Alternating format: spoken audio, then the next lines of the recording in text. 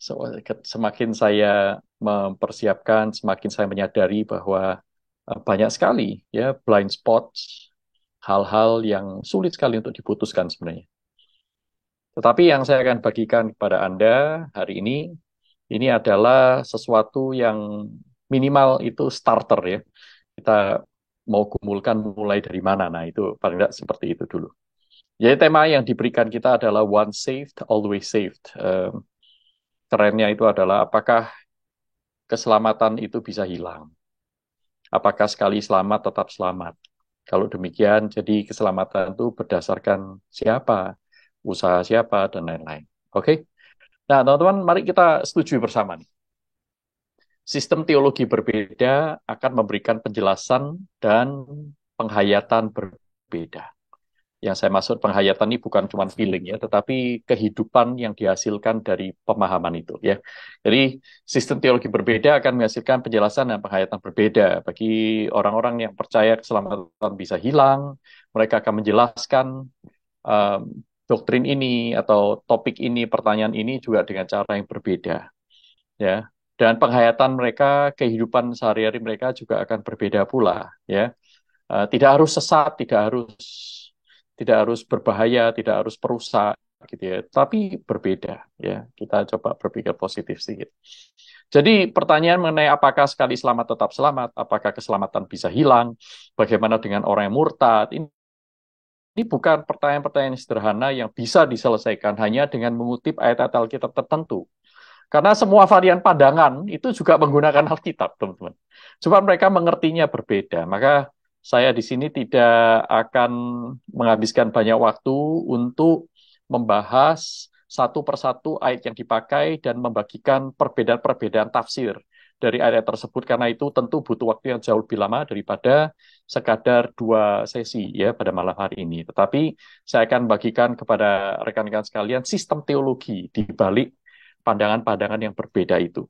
Yang pada saat ini, pada detik saya menceritakan, membagikan kepada Anda, tentu tidak semua orang akan merasa bahwa itu mewakili saya dan sebagainya. Karena varian teologi itu ada banyak sekali, teman-teman ya. Tidak cuma 3, tidak cuma 4, bahkan tidak cuma 10, 20. Setiap orang itu bisa mempunyai twistnya masing-masing. Karena teologi itu adalah selain bersifat eklesiastikal, komunal, tapi teologi juga bersifat personal, sehingga setiap orang mestinya itu membangun sistem teologinya sendiri. Ya, sekalipun bukan berarti dia harus lain sama sekali dari yang lain, itu tidak harus begitu juga. Tetapi paling tidak secara bertanggung jawab menghidupinya. Seperti yang dikatakan oleh Kierkegaard ya, bahwa teologi itu kalau tidak personal, teologi itu mati. Ya. Ketika kita menghidupi teologi, merenungkan teologi secara personal, bukan cuma apa kata orang, nah di sanalah teologi itu baru memiliki dampak dalam kehidupan kita. Nah, jadi um, ada banyak varian karena ada sistem teologi kompleks di balik pandangan-pandangan tersebut. Kompleks di sini itu artinya tidak hanya berkaitan dengan satu doktrin, apalagi satu ayat, tetapi berkaitan dengan banyak doktrin yang lain. Ketika kita berbicara tentang apakah sekali selamat tetap selamat, kita tidak hanya berbicara tentang doktrin keselamatan, tetapi itu semua berkaitan dengan doktrin tentang Kristus, doktrin tentang Roh Kudus, doktrin tentang Allah, doktrin tentang manusia, doktrin tentang dosa, banyak macam. Nah, minimal ini ada 4 pilihan. Ini ada 4 skema yang secara umum saudara juga bisa cari di internet.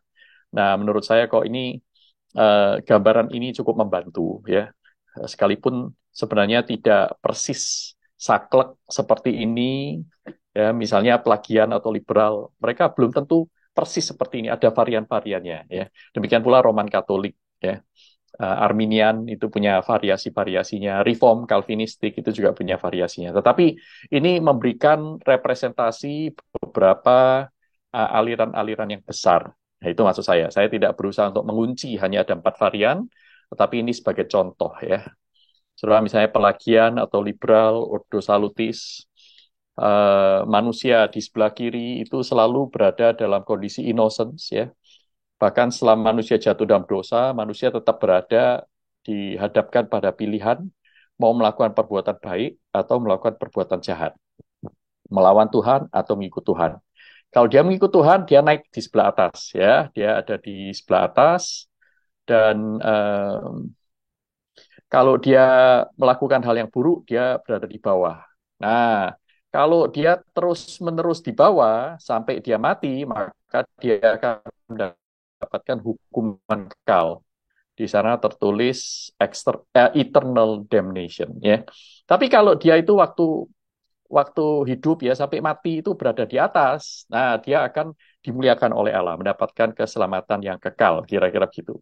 Nah, kalau dari bawah kemudian setelah itu bertobat, nah dia naik ke atas. Kalau yang di atas, dia kemudian jatuh dalam dosa, dia turun ke bawah. Jadi, apakah keselamatan bisa hilang? Bagi orang-orang di sini, mereka akan menjawab bisa. Ya, bisa tergantung perbuatan baik kita. Nah, jadi bagaimana? Ya sudah, kita kita bunuh diri saja pas kita lagi baik, ya. Tapi jangan lupa, bagi mereka perbuatan apa bunuh diri itu tidak baik. Jadi waktu Anda bunuh diri, Anda justru turun ke bawah. Ya, jadi ada dilematis di sini. Oke. Yang kedua, ini Roman Katolik, ya. Roman Katolik, saudara perhatikan di belakang paling kiri, ya. Itu ada conditional election, predestination. Jadi Roma Katolik juga percaya kepada doktrin pilihan, pada predestinasi. Roma Katolik, Arminius, ya. Tidak semua Arminian percaya predestinasi, tetapi Arminius percaya predestinasi, bisa dibuktikan dari buku-bukunya, termasuk pula Reform, itu semuanya percaya predestinasi, termasuk juga Lutheran dan lain-lain. Ya, cuman predestinasinya atau doktrin pilihannya itu definisinya berbeda. Tapi semuanya percaya predestinasi. Jadi kalau dikatakan, oh Arminians itu tidak percaya predestinasi. Well, mungkin ya, mungkin saja bisa jadi ya. Karena banyak orang-orang mengaku Arminian tetapi tidak membaca Arminius. Itu banyak juga, jadi hanya ikut-ikutan gitu. Arminius sendiri percaya doktrin predestinasi, sekalipun definisinya berbeda. Nah, saudara lihat di sini Roman Katolik, ya. Orang itu sudah mendapatkan pilihan. Nah, kemudian dia akan di dalam awal kehidupan rohaninya ditandai dengan sakramen baptisan. Orang itu mendapatkan namanya lahir baru. Nah, bagi orang Roma Katolik, kelahiran baru diterima pada saat menerima sakramen baptisan. Nah, ketika dia menerima sakramen baptisan, dia naik nih, ya, dapat confirmation of faith, dia meneguhkan imannya, ya, dan terus-menerus di atas ini, dan terus-menerus dalam proses justification. Tapi kalau dia jatuh dalam dosa, melakukan ini, sudah lihat di titik-titik garis putus-putus yang kedua, ya, mortal sin, ya. Mortal sin itu artinya dosa yang bisa diampuni, ya.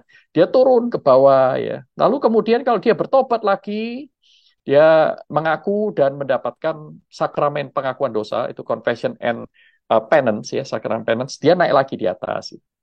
Nah, jadi kalau ada di mana ada garis putus-putus ini berarti keselamatan bisa hilang? Bisa, ya, tergantung perbuatan seseorang.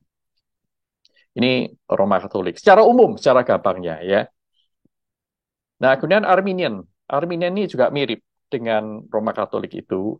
Mereka juga percaya kepada conditional election atau predestination. Manusia Kristus sudah menebus di 2000 tahun yang lalu. Kemudian Injil diberitakan, manusia menerima panggilan. Nah, manusia ini menerima prevenient grace. Nanti saya akan jelaskan prevenient grace itu apa, ya. Jadi anugerah awal istilahnya begitu. Kalau diterjemahkan bahasa Indonesia, anugerah awal. Anugerah awal ini membuat manusia bisa mengatasi kondisinya yang berdosa sampai pada titik dia itu bisa memilih antara percaya kepada Allah atau menolak Allah. Jadi prevenient grace membuat orang berada dalam posisi seperti, ya, mirip seperti Adam dan Hawa. Ya, kemudian memilih lagi. Nah, waktu dia memilih untuk percaya kepada Allah, mulai dari iman, dia mengalami regenerasi, dan kemudian conditional justification, dia dibenarkan pada saat dia berbuat baik. Nanti kalau dia meninggal, dia akan mendapatkan pemuliaan, ya, dimuliakan, glorification. Tapi ada nggak kemungkinan di tengah-tengah ini dia jatuh dalam dosa? Bisa, ya. Melihat itu ada garis putus-putus tuh ke bawah. Kalau bertobat boleh naik lagi ya? Boleh naik lagi begitu. Tapi kalau dia terus-menerus ketika mati itu ada di bawah, nah dia akan mendapatkan eternal damnation. Kalau dia sampai mati ada di atas, setia kepada Tuhan, nah maka dia akan diselamatkan. Kira-kira seperti itu. Itu Arminian. Jadi kalau saudara tanya kepada orang Pelagian, Pelagius, pengikut Pelagian, Roma Katolik, Arminian, ya, mereka akan berkata, ya, kita itu sudah dipilih. Tetapi keselamatan itu bisa hilang. Bisa hilang itu dalam pengertian, bisa hilang dalam pengertian manusia. Waktu kita melihatnya itu bisa hilang. Seperti naik turun ini. Tetapi ujung-ujungnya, siapa yang diselamatkan, siapa yang enggak, itu sudah ditetapkan Allah. Ini untuk Arminian dan Roma Katolik. Ya, pelagian mungkin waktu itu masih bergumul, belum belum bergumul, belum sedetil itu doktrinnya tentang predestinasi. Jadi karena pelagian itu di abad 200 300 gitu ya, tahun 200 300-an masih awal sekali. Doktrin election dan predestinasi itu masih belum hot pada zaman itu ya, belum hype gitu. Nah, beda dengan kalau sudah Arminian itu di abad 16, Roma Katolik sudah memikirkan doktrin tentang predestinasi itu sejak lama, sejak di awal-awal ya, ada Agustinus, ada Origen, dan lain-lain seperti itu. Nah, sekarang reform ini Aldo Saluti, sekalipun saya tidak terlalu setuju dengan istilah Calvinistik ya. Tapi ya, mari menyebutnya reform sajalah. Oke, jadi kalau reform ini electionnya itu sifatnya unconditional, bukan conditional. Ini bedanya election dari doktrin pilihan dari reform dengan doktrin pilihan dari Arminians dan Gereja Roma Katolik ya. Ada bedanya di sana. Nanti saya akan jelaskan bedanya di mana di belakang itu nanti. Jadi setelah dipilih, maka orang-orang yang dipilih ini yang akan diselamatkan, yaitu mereka menerima panggilan, mereka dilahirbarukan, mereka bertobat, mereka dibenarkan, mereka dikuduskan, dan mereka akan dimuliakan. Jadi mereka yang tidak dipilih, mereka yang memang sudah jatuh dalam dosa, menolak Allah, menjadi musuh Allah, sejak lahir dikandung oleh ibunya dalam keberdosaan, kemudian secara aktif waktu dia sudah lahir, dia mempraktikkan, mendemonstrasikan hidup orang berdosa, maka dia akan terus-menerus ada di bawah. Jadi tidak pernah ada naik turun. Gitu. Naik turun itu bukan di dalam hal status bagi orang-orang reform. Naik turun itu hanya fenomena bagian dari pergumulan. Tetapi tidak ada orang yang kehilangan keselamatan. Karena pilihan Allah itu sifatnya unconditional. Nah, bagaimana kok bisa sampai di titik itu? Nah, ini kita akan lihat satu persatu. Jadi, saudara, eh, kaitan antara masalah keselamatan bisa hilang atau tidak, itu dengan beberapa rangkaian doktrin yang kompleks ini. Berkaitan dengan imago Dei, free will, yaitu doktrin tentang manusia, ya. Free will, free choice, human destiny, kemudian berkaitan juga dengan doktrin dosa, ya, natur dan fatalitas dosa, doktrin tentang Kristus, penebusan Kristus itu untuk siapa, untuk semua atau untuk sebagian, lalu apa artinya dipersatukan dengan Kristus, apakah itu conditional atau unconditional, ya. Lalu berkaitan dengan Roh Kudus yang menguduskan, apakah bisa Roh Kudus itu ditolak mentah-mentah setelah orang itu lahir baru gitu misalnya. Nah ini semuanya berkontribusi terhadap kompleksitas dari doktrin apakah keselamatan bisa hilang. Apalagi doktrin keselamatan ya. Berbicara tentang Pactum Salutis, Ordo Salutis. Pactum Salutis itu Pact of Salvation. Artinya perjanjian di antara ketiga pribadi Allah Tritunggal sebelum dunia diciptakan yang terjadi di dalam kekekalan berkaitan dengan keselamatan. Itu Pactum Salutis. Ordo Salutis itu artinya Order of Salvation, yaitu bagaimana Pactum Salutis itu diaplikasikan dalam diri masing-masing orang. Nah, ini Ordo Salutis. Ada lagi sebenarnya satu lagi Historia Salutis. Historia Salutis itu History of Salvation. Jadi bagaimana rencana Allah yang di dalam kekekalan Pactum Salutis itu dieksekusi di dalam sejarah. Nah, itu Historia Salutis. Nah, dalam doktrin keselamatan kita juga bicara tentang election, pilihan, dan predestination. Tidak cukup waktu untuk membagikan kepada Anda perbedaan di antara keduanya, sekalipun seringkali overlapping, ya. Dan kemudian mengenai keselamatan itu particular untuk orang-orang tertentu atau semua orang diselamatkan. Particularism atau universalism. Nah, kemudian meaning of salvation. Keselamatan itu artinya apa? Nah, tiap doktrin dan bahkan mungkin saudara dan saya itu punya yang berbeda-beda loh. Mungkin ya, memaknai keselamatan itu berbeda. Rasul Paulus misalnya dia mengajarkan kepada jemaat di Filipi ya, bahwa keselamatan itu bukan berarti ongkang-ongkang kaki, hidup itu cuma sekadar beragama, bukan, tapi kerjakanlah keselamatanmu dengan takut dan gentar.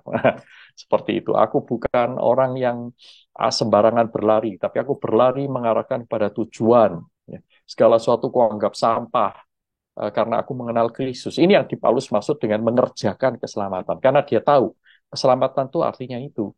Keselamatan itu bukan mendapatkan undian hadiah, lalu kita bisa hidup tanya, hidup tetap seperti orang dunia dan seterusnya ya.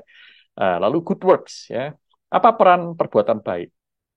Bagi doktrin keselamatan tertentu, perbuatan baik itu adalah syarat keselamatan. Bagi sistem teologi yang lain, perbuatan baik itu adalah buah dari keselamatan. Yang satu bilang ini akar, yang satu bilang buah. Yang satu bilang penyebab, yang satu bilang akibat. Nah ini doktrinnya beda-beda gitu. Lalu berkaitan juga dengan doktrin gereja, ya, Word Spirit Ministry, pelayanan antara Sang Logos dengan Roh Kudus, apakah keselamatan itu bisa hilang atau tidak. Juga ada di dalamnya ada sakramen.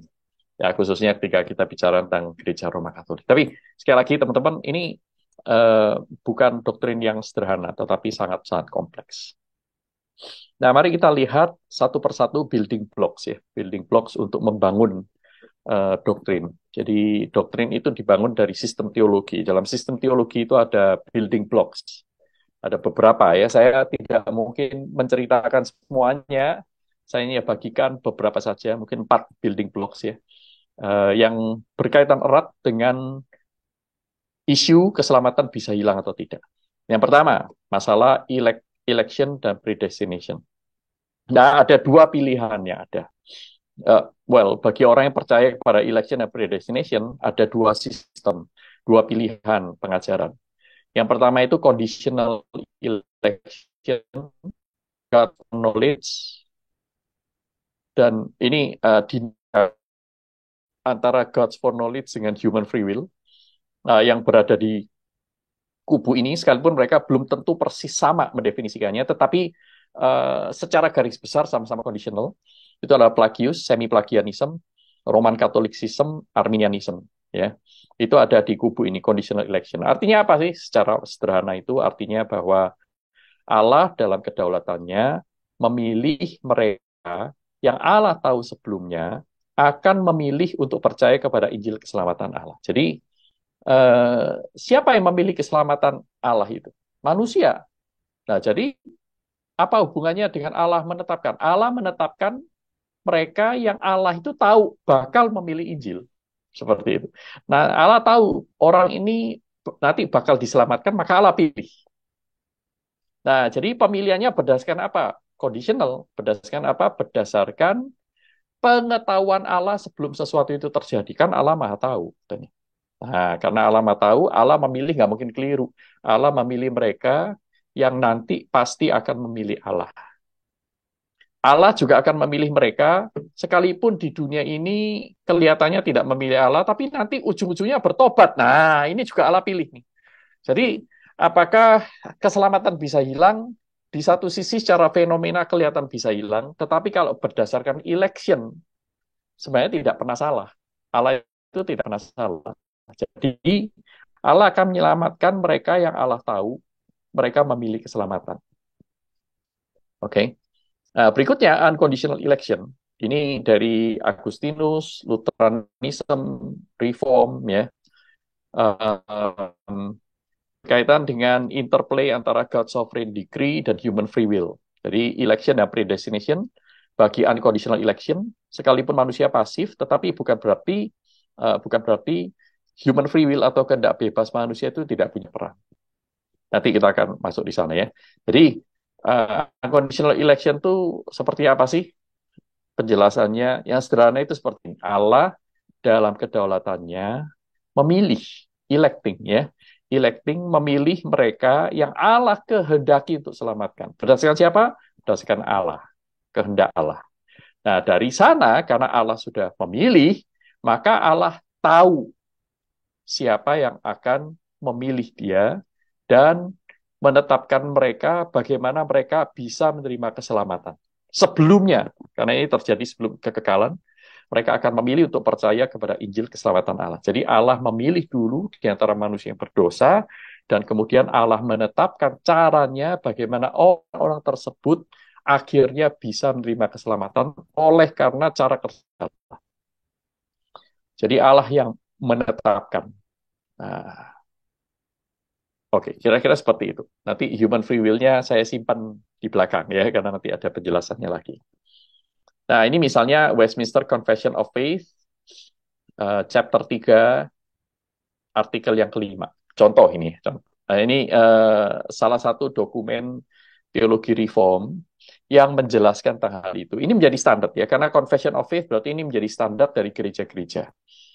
Nah, misalnya begini, dikatakan di sana, those of mankind, semua dari manusia itu yang dipredestinasikan untuk menerima kehidupan, Allah sebelum dunia dijadikan, sebelum landasan dunia itu dijadikan, sesuai dengan um, tujuannya yang kekal dan tidak berubah, dan oleh karena kehendak dan perkenanan kehendaknya saja, telah memilih di dalam Kristus untuk kemuliaan yang kekal, hanya berdasarkan oleh karena anugerahnya yang bebas dan kasihnya semata. Without ya, tanpa Allah mengetahui lebih dulu dari iman maupun perbuatan baik, ataupun ketekunan mereka, atau hal-hal lain yang bisa ditemukan di dalam ciptaan sebagai condition, sebagai syarat, ya, atau menyebabkan membuat Allah itu tergerak untuk menyelamatkan. Nah, jadi sekali lagi dikatakan bahwa Allah itu memilih sejak dunia diciptakan di dalam Kristus orang-orang yang ditetapkan untuk mendapatkan kemuliaan kekal tanpa apapun yang berasal dari ciptaan. Intinya itu. Sehingga semua pujian adalah bagi kemuliaan karunia. Ini penekanannya di sana. Itu definisinya ya. Kemudian artikel yang ke-6 dikatakan bahwa sebagaimana Allah telah memilih umat pilihan itu kepada kemuliaan, maka dia juga telah ya sesuai dengan tujuan kehendaknya yang bebas dan kekal, mengatur semua sarana-sarana untuk mewujudkannya. Nah, sehingga ketika orang-orang pilihan ini jatuh di dalam Adam yang pertama, mereka itu ditebus oleh Kristus dan kemudian dipanggil secara efektif kepada iman di dalam Kristus oleh Roh Kudusnya, sehingga Roh Kudus bekerja pada waktunya, mereka itu akhirnya dibenarkan, diadopsi, dikuduskan, dan dipelihara oleh kuasa Allah sampai kepada iman yang menyelamatkan. Ya, tidak ada satupun orang, ya, neither are any other redeem. Ya. Jadi selain mereka tidak ada yang lain yang ditebus oleh Allah, dipanggil secara efektif, dibenarkan, diadopsi, dikuduskan, dan diselamatkan. Hanya orang pilihan. Seperti itu. Nah, doktrin yang penuh dengan misteri ini, doktrin predestinasi ini, penuh dengan misteri, harus ditangani, harus dipikirkan dengan sungguh-sungguh dan hati-hati. Supaya ketika manusia itu menghadapi kehendak Allah yang dinyatakan dalam firman-Nya, mereka menjadi justru orang-orang yang taat. Ya. Dan dari keyakinannya akan keselamatannya, akan panggilan yang efektif itu, mereka justru semakin diyakinkan jaminan akan keselamatan yang kekal itu. Sehingga melalui doktrin ini justru akan bangkit dan lahir puji-pujian, hormat, dan kekaguman kepada Tuhan. Pada saat yang sama juga akan menimbulkan kerendahan hati, ketekunan, dan juga penghiburan yang melimpah pada semua umat pilihan ini yang secara tekun menaati Injil Yesus Kristus.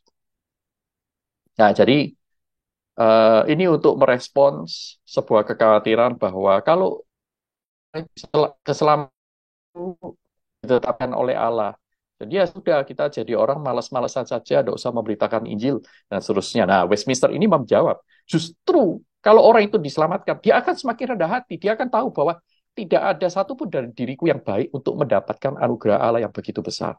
Itu sebabnya aku akan menjadi orang yang rendah hati, aku akan menjadi orang yang tekun, dengan penuh dengan ucapan syukur, aku akan melayani Allah seumur hidupku, dan tidak perlu lagi meragukan tentang keselamatan. Nah, kira-kira.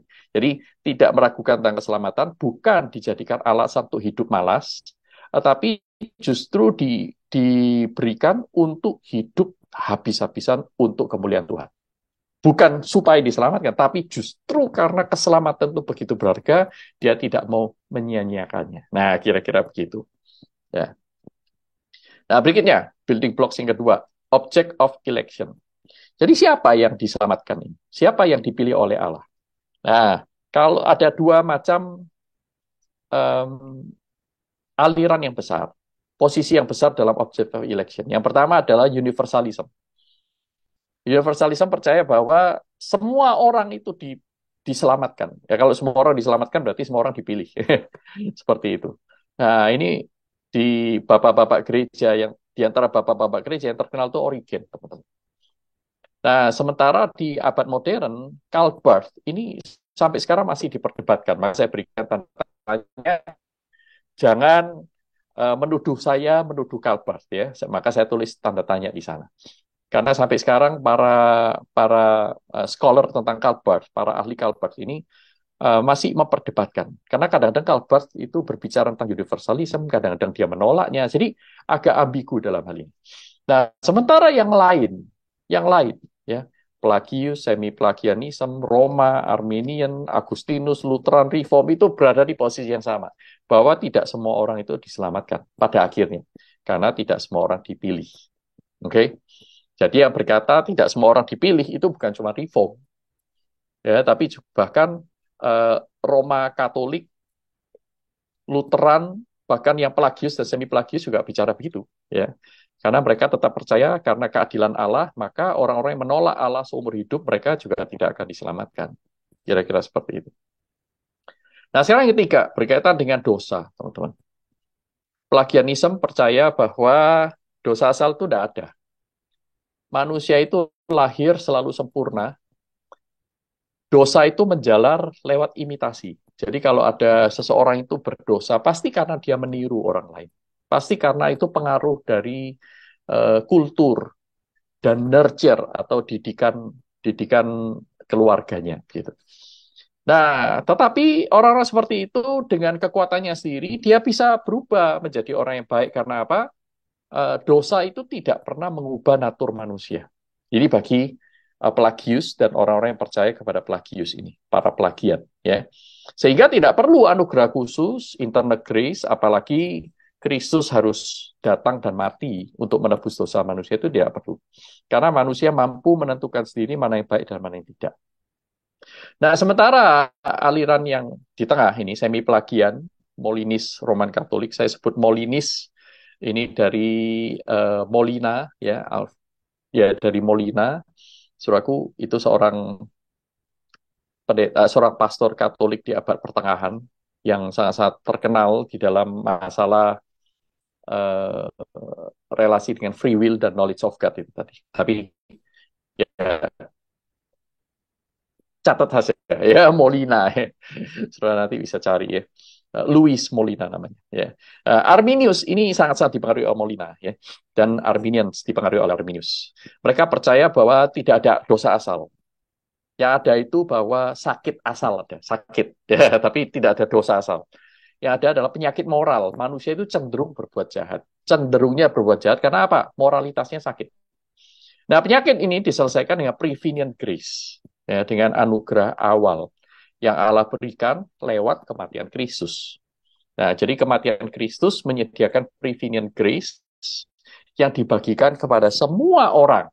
Sehingga semua orang sekarang berada pada posisi sudah disembuhkan dari penyakit moralnya, sekarang mereka bertanggung jawab untuk keselamatan diri mereka sendiri, mereka harus memilih percaya Allah atau menolak Allah. Nah, sementara Agustinus, Reform, dan Thomis, Roman Katolik. Jadi ada Roman Katolik yang tidak Molinis, ya masih Thomis gitu misalnya. Sekali lagi, teman-teman, sekali lagi, waktu saya mengatakan Thomis, Molinis, bukan berarti cuma ada dua Roman Katolik. Roman Katolik itu banyak sekali ya, di dalamnya ada banyak sekali variasi. Saya hanya menyebutkan beberapa saja tanpa bermaksud untuk mengkotak-kotakkan hanya dalam bentuk dua. Nah, bagi mereka yang berada di jalur Agustinus dan juga Thomas Aquinas, ya, Reform, mereka percaya bahwa ada namanya dosa, yaitu dosa dari manusia pertama yang diturunkan menjalar melalui perwakilan di dalam Adam yang pertama ini. Oke. Nah, jadi dosa asal ini diselesaikan oleh anugerah khusus lewat Kristus mati menebus dosa manusia. Kita sebutnya special grace. Nah, sekarang kalau saudara tidak percaya pada dosa asal, saudara diperhadapkan pada dua macam. Ya, saudara mau pilih yang uh, pelagius atau yang semi pelagian, misalnya gitu. Uh, Kalau saudara pilih pelagius, berarti ya keselamatan di tengah di dunia ini itu bisa hilang. Orang bisa baik, dia ada di atas, ya orang lagi berbuat jahat, dia ada di bawah dan seterusnya. Ya akan naik turun, ya seperti itu. Nah, sekarang Act of Redemption ini blok yang terakhir. Um, Kematian Kristus, penebusan dan perbuatan baik. Ada beberapa posisi. Plagius percaya pada universal atonement, sekalipun sebenarnya bukan kata atonement-nya sendiri yang dimaksud di sana. Intinya kematian Kristus itu tidak menebus dan tidak menyelamatkan, tetapi kematian Kristus itu diberikan kepada semua. Kristus mati untuk semua orang, tetapi bukan untuk menyelamatkan, namun memberikan sebuah teladan moral. Ya, bagi Plagius, mari kita melihat Kristus sebagai teladan. Mari kita uh, berkejar-kejaran, ya, berlomba-lomba untuk berbuat baik. Gitu. Saudara ingat, jangan pandang Pelagius itu sebagai kriminal ya. Pelagius itu seorang biarawan, sangat-sangat saleh. Saya yakin sekali dia lebih saleh daripada kita semua. Ya, apalagi saya nggak saleh, saya agak ini, agak nakal-nakal gitu. Jadi Pelagius itu waktu bikin doktrin ini bukan dia itu ingin ingin melawan ini. Nah, dia dalam konteks konteks zamannya pada saat itu dia memikirkan bahwa ini adalah opsi yang terbaik buat dia. Nah, kemudian universal versi semi pelagianism, ya, Roman Katolik, Arminius dan Arminian. Ya. Kematian Kristus menebus. Kalau tadi pelagian, mereka tidak percaya kematian Kristus menebus. Kematian Kristus itu hanya teladan.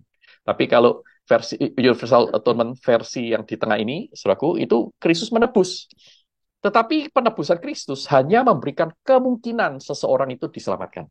Bukan aktual keselamatan, bukan keselamatan aktual, tetapi hanya memungkinkan karena kematian Kristus memberikan prevenient grace, anugerah awal itu. Nah, kematian Kristus diperlukan nggak? Ya diperlukan. Kalau tidak ada kematian Kristus, tidak ada seorang pun bisa memilih yang baik. Tetapi kematian Kristus saja tidak cukup. Manusia harus menggunakan kehendak bebasnya untuk memilih Allah dan menolak kematian seperti itu. Maka diperlukanlah perbuatan baik, termasuk ketika memilih Allah, memilih opsi Allah itu termasuk kehendak bebas manusia itu adalah sebuah perbuatan baik. Iman adalah perbuatan baik. Nah, ini universal atonement. Kalau limited atonement, posisi berikutnya itu Agustinus, Reform, Thomis, Roman Katolik ya. Uh, Mungkin ada beberapa yang tidak setuju juga ada apa-apa. Saya tidak bicara tentang presisinya ini. Maafkan saya kalau saya salah menyebut ya. Mungkin tidak semua Thomis Roman Katolik ya. Tapi paling tidak dari yang saya pelajari ada Thomis Roman Katolik itu yang percaya limited atonement. Kematian Kristus menebus dan menyelamatkan, tetapi bukan semua orang, tapi hanya orang pilihan. Nah, misalnya Yohanes 17, bukan untuk mereka, bukan untuk semua orang aku berdoa, tapi hanya mereka yang engkau serahkan kepadaku, ya Bapa. Jadi, jelas sekali, ini particular, orang pilihan. Kalau misalnya seperti Francis Turretin ya, gitu teolog reform abad 17 ya. Francis Turretin itu berargumen begini. Kematian Kristus adalah kematian menyelamatkan.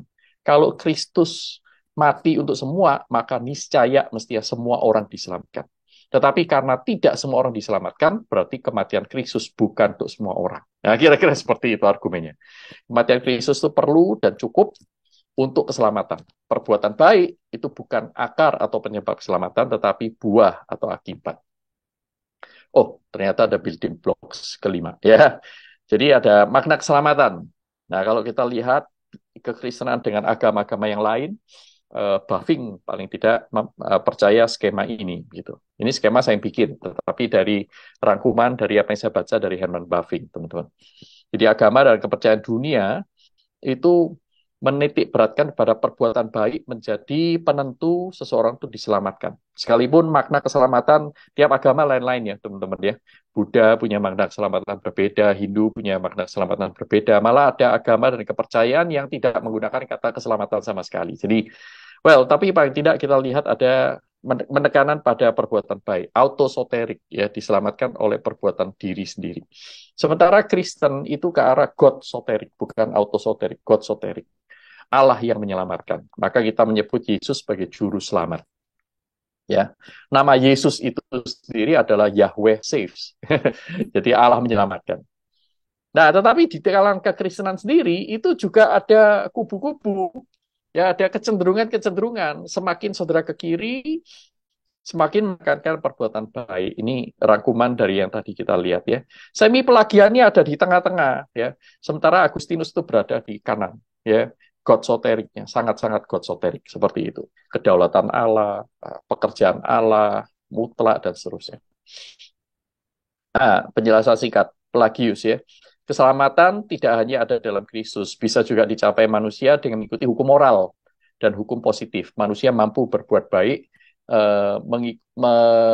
memenuhi standar tuntutan Tuhan. Tidak ada anugerah dalam batin oleh Roh Kudus, tidak diperlukan internal grace, itu tadi saya katakan. Ada beberapa macam anugerah. Creating grace, yaitu Allah sudah memberikan sejak awal kemampuan alami. Kedua, illuminating grace, ini anugerah objektif dalam proklamasi Injil.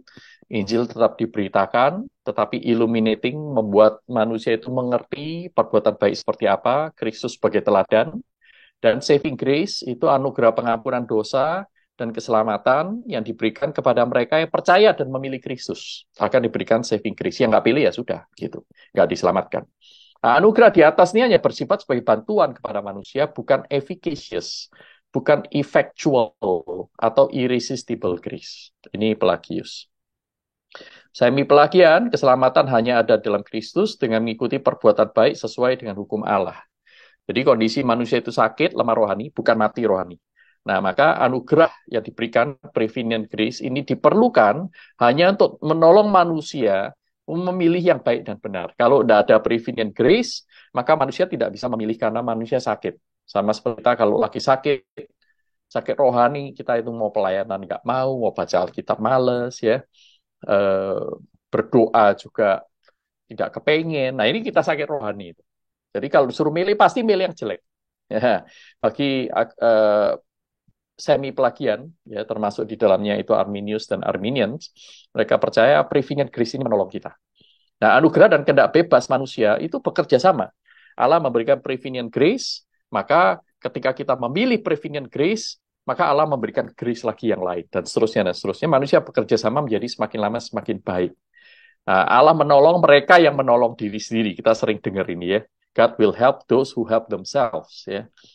Nah, anugerah di atas hanya untuk memperkuat iman, bukan efficacious, juga bukan irresistible. Ya, sama dengan mirip dengan Pelagius. Maka karena ada kemiripannya dengan Pelagius, disebutnya semi pelagian. Ya, kalau Pelagius percaya manusia itu tidak pernah sakit rohani. Ya, manusia itu lahir itu selalu punya kemampuan rohani yang baik. Ya. Nah, itu ada bedanya, tetapi juga ada kesamaannya. Nah, sekarang Agustinus ya, keselamatan hanya ada dalam Kristus melalui iman, perbuatan baik. sebagai buah keselamatan. Ya. Manusia itu mati rohani, ya. Manusia mati rohani tidak sanggup mencari Allah. Nah, kemudian Allah berikan operating prevenient grace, anugerah Allah dalam diri orang berdosa yang melahir barukan, menghidupkan kembali, membebaskan dari belenggu dosa, sehingga memampukan manusia untuk datang kepada Kristus dan berbuat baik. Jadi prevenient grace bukan hanya, menurut Agustinus ya, istilah yang sama dari Agustinus beda dengan Arminian. Kalau Agustinus percaya prevenient grace itu adalah kelahiran baru, itu ada di sana. Manusia dihidupkan kembali, bukan cuma disembuhkan. Ya, cooperating grace, sufficient grace, persevering grace. Nanti kalau ada yang tidak jelas, silakan tanya ya. Jadi kira-kira itu building blocks-nya untuk saat ini.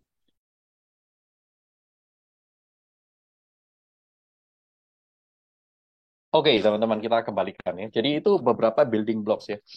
Beberapa doktrin, belum semuanya itu. Tapi itu paling tidak beberapa doktrin yang penting ya. Berkaitan dengan itu. Kalau saya boleh simpulkan sesi pertama itu yaitu beberapa pertanyaan krusial.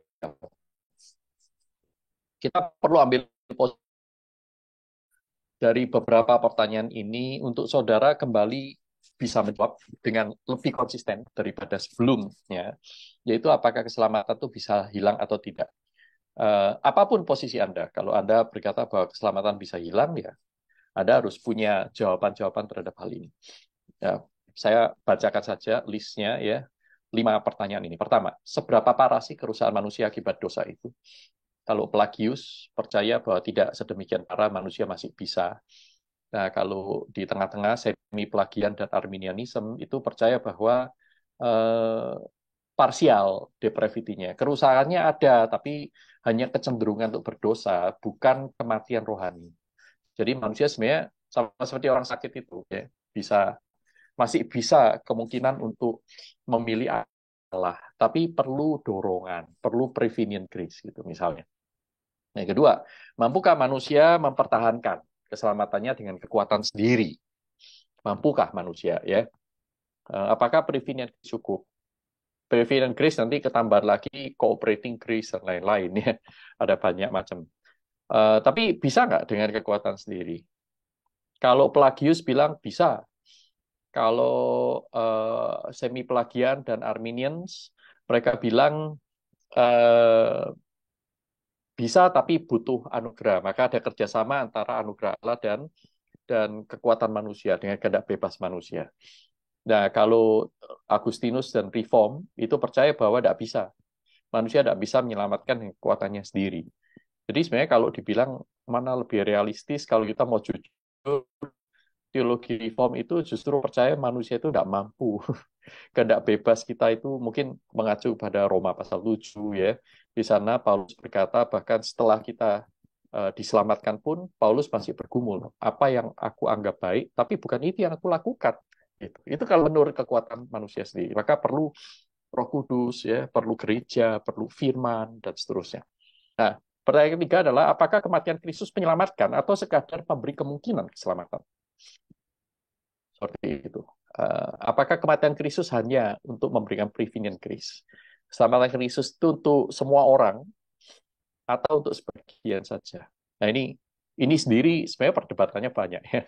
Nah, lalu yang keempat, sejauh mana peran Allah dalam menyelamatkan manusia? Allah itu hanya memberi pilihan-pilihan manusia dengan kekuatannya sendiri yang memilih, atau sebenarnya Allah itu dengan kuasanya karena tahu manusia nggak bisa menyelamatkan dirinya sendiri, Allah menyelamatkan manusia.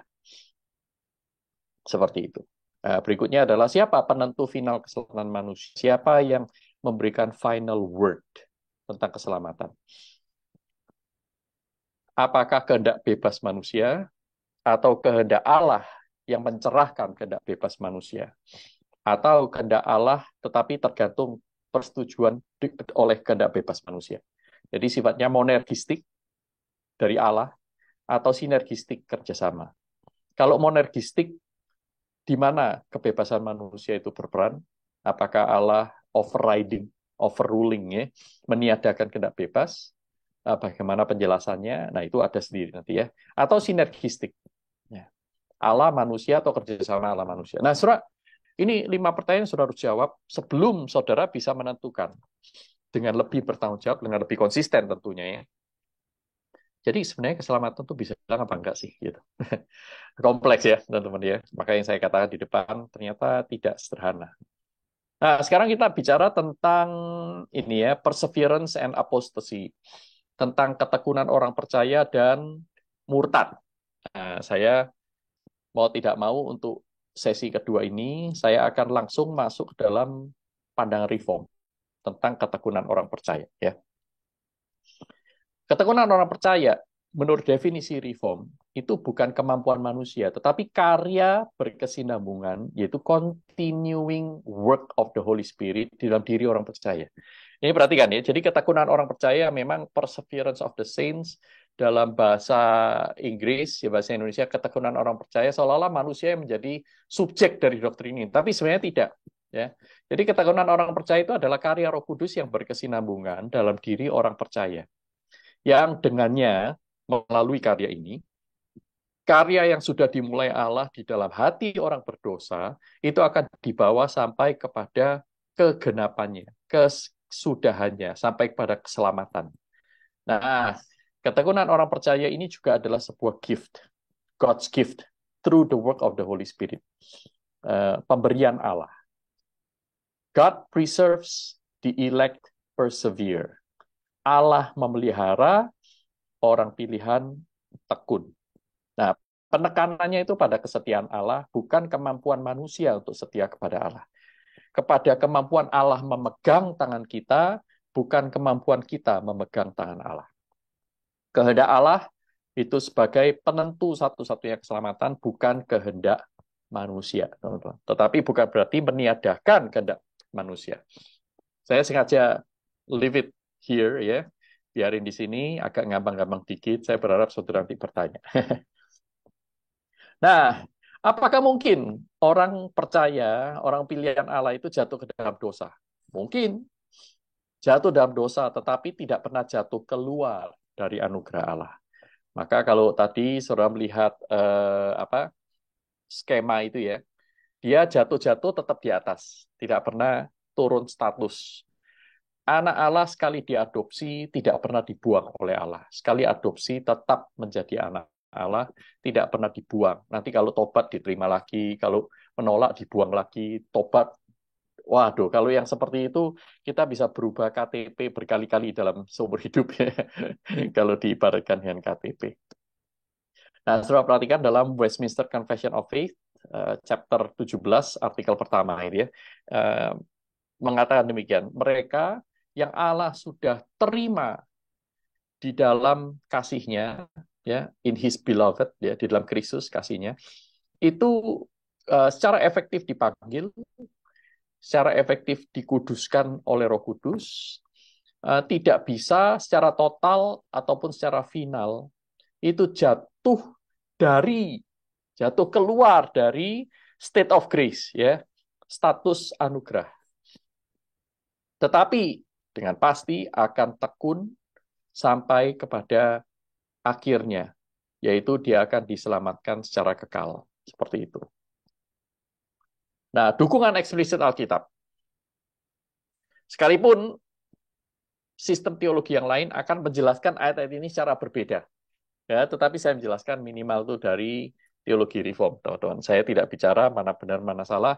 Saudara berhak boleh menilai dan mengambil posisi sendiri. Tapi ini yang berada dalam teologi reform. Di sana dikatakan Yohanes 10, 27-30 ya, domba-dombaku mendengarkan suaraku, dan aku mengenal mereka, mereka mengikut aku, dan aku memberikan hidup yang kekal kepada mereka, dan mereka pasti tidak akan binasa sampai selama-lamanya, dan seorang pun tidak akan merebut mereka dari tanganku. Bapakku yang memberikan mereka kepadaku lebih besar daripada siapapun, dan seorang pun tidak dapat merebut mereka dari tangan Bapa.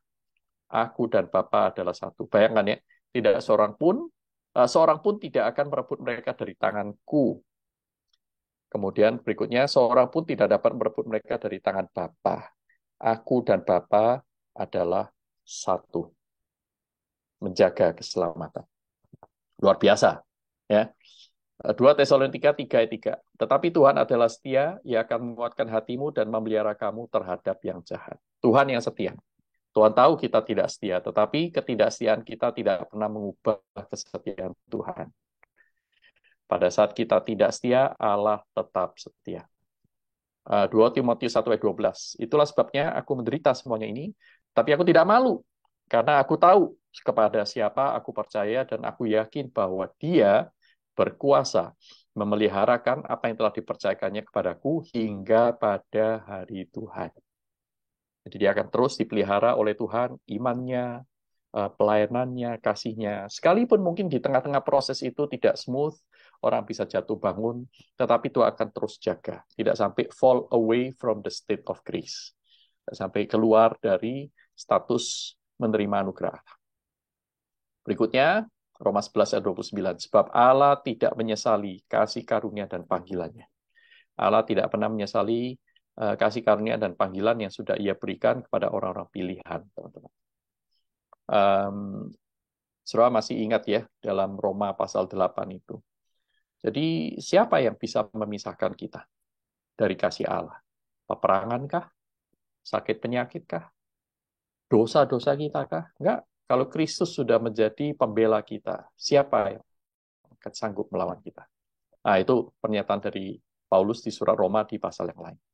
Filipi pasal 1 ayat 6. Akan hal ini aku yakin sepenuhnya, kata Paulus. Yaitu Ia yang memulai pekerjaan yang baik di antara kamu akan meneruskannya sampai pada akhirnya pada hari Kristus Yesus. Nah, kita sudah melihat di sini bahwa perseverance of the saints ini konsisten dengan doktrin-doktrin lain. Doktrin pilihan Allah sudah menetapkan dalam kekekalan siapa yang akan diselamatkan, sehingga sekali diselamatkan tetap diselamatkan. Ini konsisten dengan doktrin ikatan perjanjian penebusan. Allah memberikan penebusan kepada mereka yang masuk di dalam ikatan perjanjian kekal dengan Allah sebagai umat Allah yang menerima Tuhan Yesus sebagai juru selamat. Dan kecukupan karya Kristus, bahwa karya Kristus cukup untuk menyelamatkan secara aktual, dia bukan diperlukan tetapi tidak cukup. Ya, cukup karya Kristus saja cukup. Ya. Mystical union with Christ, yaitu seseorang yang sudah dipersatukan oleh Allah, misalnya dalam Roma pasal 6. Roma pasal 6 itu juga menarik, teman-teman ya.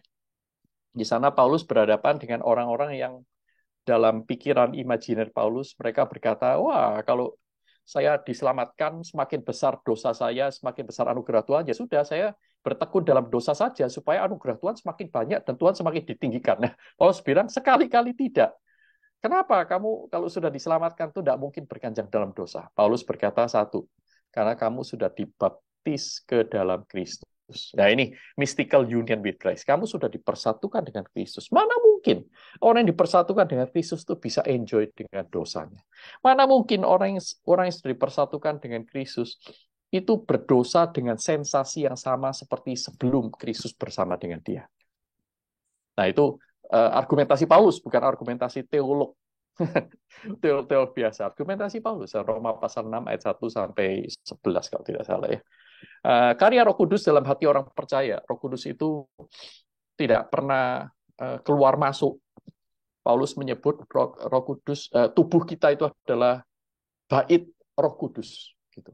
Roh Kudus tidak keluar masuk ya. Kalau kita berdosa, Roh Kudus pergi.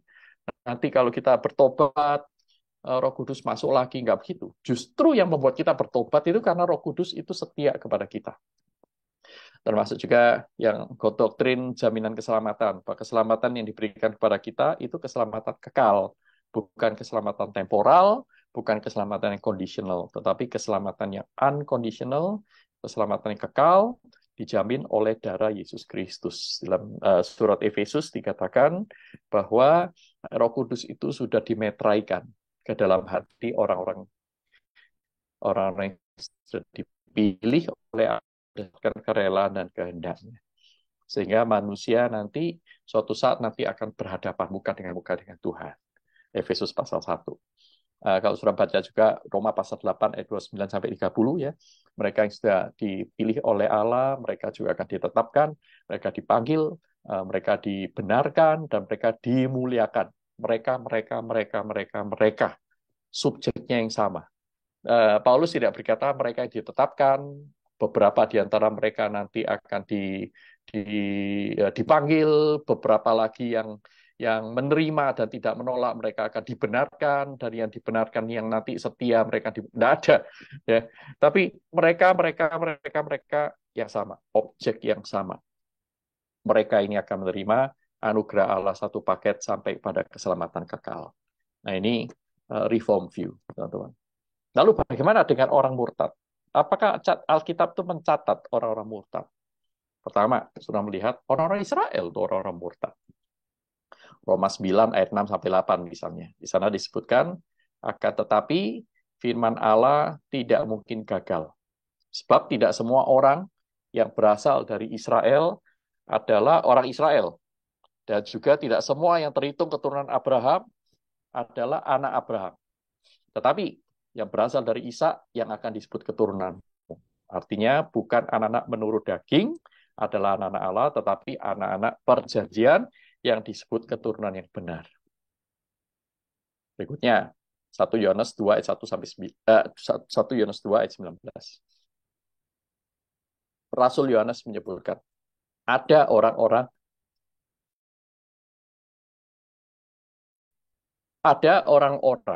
yang meninggalkan imannya, murtad. Ada itu sejak di zaman rasul-rasul. Tapi perhatikan di sini. Ya, di Rasul Paulus bilang ada Demas, Himenius, Alexander, ya. Nah, ini Rasul Yohanes menyebutkan bukan cuma satu, dua, tapi banyak. Rasul Yohanes berkata demikian. Memang mereka berasal dari antara kita, tetapi mereka tidak sungguh-sungguh termasuk pada kita. Sebab jika mereka sungguh-sungguh termasuk pada kita, niscaya mereka tetap bersama-sama dengan kita. Tetapi hal itu terjadi supaya menjadi nyata bahwa tidak semua mereka sungguh-sungguh termasuk pada kita. Ini 1 Yohanes 2 ayat 19 ya. Berikutnya, Wahyu 3 ayat 1 kepada jemaat di Sardis, Tuhan berkata, inilah firman Dia yang memiliki ketujuh roh Allah dan ketujuh bintang itu. Aku tahu segala pekerjaanmu. Engkau dikatakan hidup, padahal engkau mati.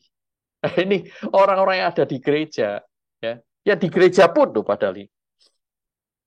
Kelihatan hidup, kelihatan Kristen, padahal enggak Kristen. Nah, mereka itu hanya menunggu waktu, menunggu kesulitan besar terjadi, menunggu tawaran yang lebih baik, maka mereka akan pindah hati, teman. Mereka akan murtad.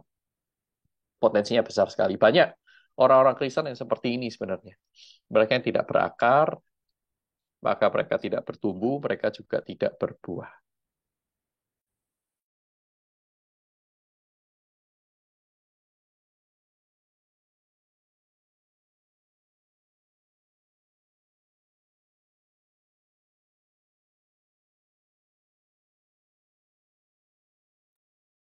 Oke, berikutnya. Lalu bagaimana dengan Ibrani yang sering dipakai oleh orang menunjukkan bahwa berbicara tentang murtad ini. Sebenarnya bukan cuma pasal 6, bisa pasal 10 juga ya. Mari kita lihat ya. Ibrani pasal 6 ayat 4 sampai 6. Saya tidak salinkan di sini. Saya berharap saudara buka Alkitab masing-masing.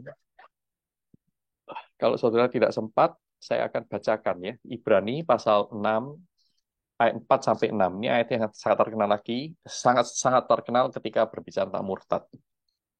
Seperti ini kata-kata firman Tuhan. Sebab mereka yang pernah diterangi hatinya, yang pernah mengecap karunia surgawi, dan yang pernah mendapat bagian dalam Roh Kudus, dan yang mengecap firman yang baik dari Allah dan karunia-karunia dunia yang akan datang, namun yang murtad lagi tidak mungkin dibarui sekali lagi sedemikian sehingga mereka bertobat, sebab mereka menyalibkan lagi anak Allah bagi diri mereka dan menghinanya di muka umum. Dari ayat ini mereka beberapa orang yang percaya keselamatan itu bisa hilang, mereka berkata bahwa lihat, orang-orang ini kan sudah diselamatkan. Tadi dikatakan diterangi hatinya, pernah mengecap karunia surgawi, dan pernah mendapat bagian dalam Roh Kudus. Itu kan anak-anak Tuhan ini. Orang yang diselamatkan. Tapi kemudian murtad dan dia tidak mungkin diselamatkan lagi. Jadi keselamatan bisa hilang dong. Nah, lalu bagaimana menjelaskannya? Nah, ini saya mengambil penjelasan singkat dari Sinclair Ferguson yang menurut saya bagus dan merangkum ya penjelasan eksposisi bagian ini dari tentu dari perspektif reform. Saudara tidak setuju dengan reform juga tidak apa-apa ya. Nah, cuman saya kasih tahu saudara bahwa teologi reform menjawab masalah ini seperti ini. Pertama, perhatikan dimulai dari pasal 4 ayat 2 ya. Di sana penulis surat Ibrani ini sudah menunjukkan ada tension, ada dua macam orang antara kita dan mereka ya. 4 ayat 2 itu berbicara begini, karena kepada kita diberitakan juga kabar kesukaan sama seperti kepada mereka. Tetapi firman pemberitaan itu tidak berguna bagi mereka karena tidak bertumbuh bersama-sama oleh iman dengan mereka yang mendengarnya. Jadi sama-sama mendengar pemberitaan firman Tuhan, sama-sama diterangi hatinya ya, firman Tuhan itu menerangi hati, membuat orang itu mengerti, tetapi yang satu menerima dengan iman, satunya tidak menerima dengan iman. Pulang gereja itu jadi orang yang persis sama seperti belum mendengarkan firman. Nah, ini penulis surat Ibrani menyebutkan ada orang-orang seperti ini. Ya. Jadi Injil dan iman dikontraskan dengan Injil tanpa iman. Jadi sama-sama mendengar Injil, tapi yang satu dengan iman, satunya tanpa iman. Jadi ini kondisinya seperti itu. Jadi orang yang murtad itu adalah orang-orang yang menerima Injil, artinya mendengarkan pemberitaan firman, mungkin dia bisa beraktivitas di gereja, jadi panitia ini, panitia itu, menjadi um, majelis sekian periode, ya sangat mungkin bisa, saudaraku. Nah, tapi kalau tidak ada iman, tidak berubah, iman firman Tuhan itu tidak bertumbuh, tidak mengubah keseluruhan hidup dia, semakin hari semakin cinta Tuhan dan seterusnya misalnya, sekalipun melewati naik turun ya. Nah, orang-orang seperti ini itu adalah orang-orang yang disebut dalam Ibrani 6 ini orang-orang murtad itu. Mereka orang-orang murtad itu adalah orang-orang seperti itu, ya. Tidak punya iman sebenarnya. Nah, lihat lagi Ibrani pasal 6 ayat 4 sampai 5. Sinclair itu menjelaskan di sini bahwa yang disebut dengan diterangi hatinya, yang pernah mengecap karunia surgawi, dan yang pernah mendapat bagian dalam Roh Kudus dan seterusnya. Ini adalah pengalaman-pengalaman real. Ya, tetapi pengalaman itu experience in itself is not regeneration. Pengalaman itu bukan regenerasi dan juga bukan bukti dari lahir baru. Kecuali jika Injil anugerah itu masuk berpenetrasi dalam hati seseorang, mengubahnya dari dalam. Seperti itu.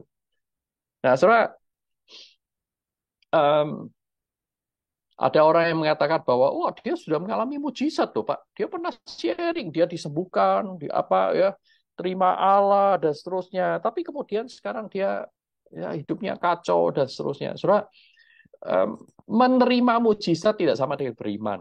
Nebukadnezar menerima mujizat.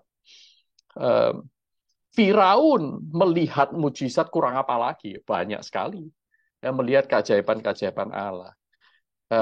Itu tidak membuat dia menjadi orang yang beriman. Jadi menerima, mengalami, melihat, menyaksikan mujizat itu tidak identik dengan iman, teman-teman. Bahkan iblis menyaksikan mujizat lebih banyak daripada saudara dan saya, bahkan lebih banyak dari satu orang pun, siapapun yang pernah hidup di muka bumi ini. Tetapi tidak membuat iblis mencintai Allah. Karena dia tidak beriman.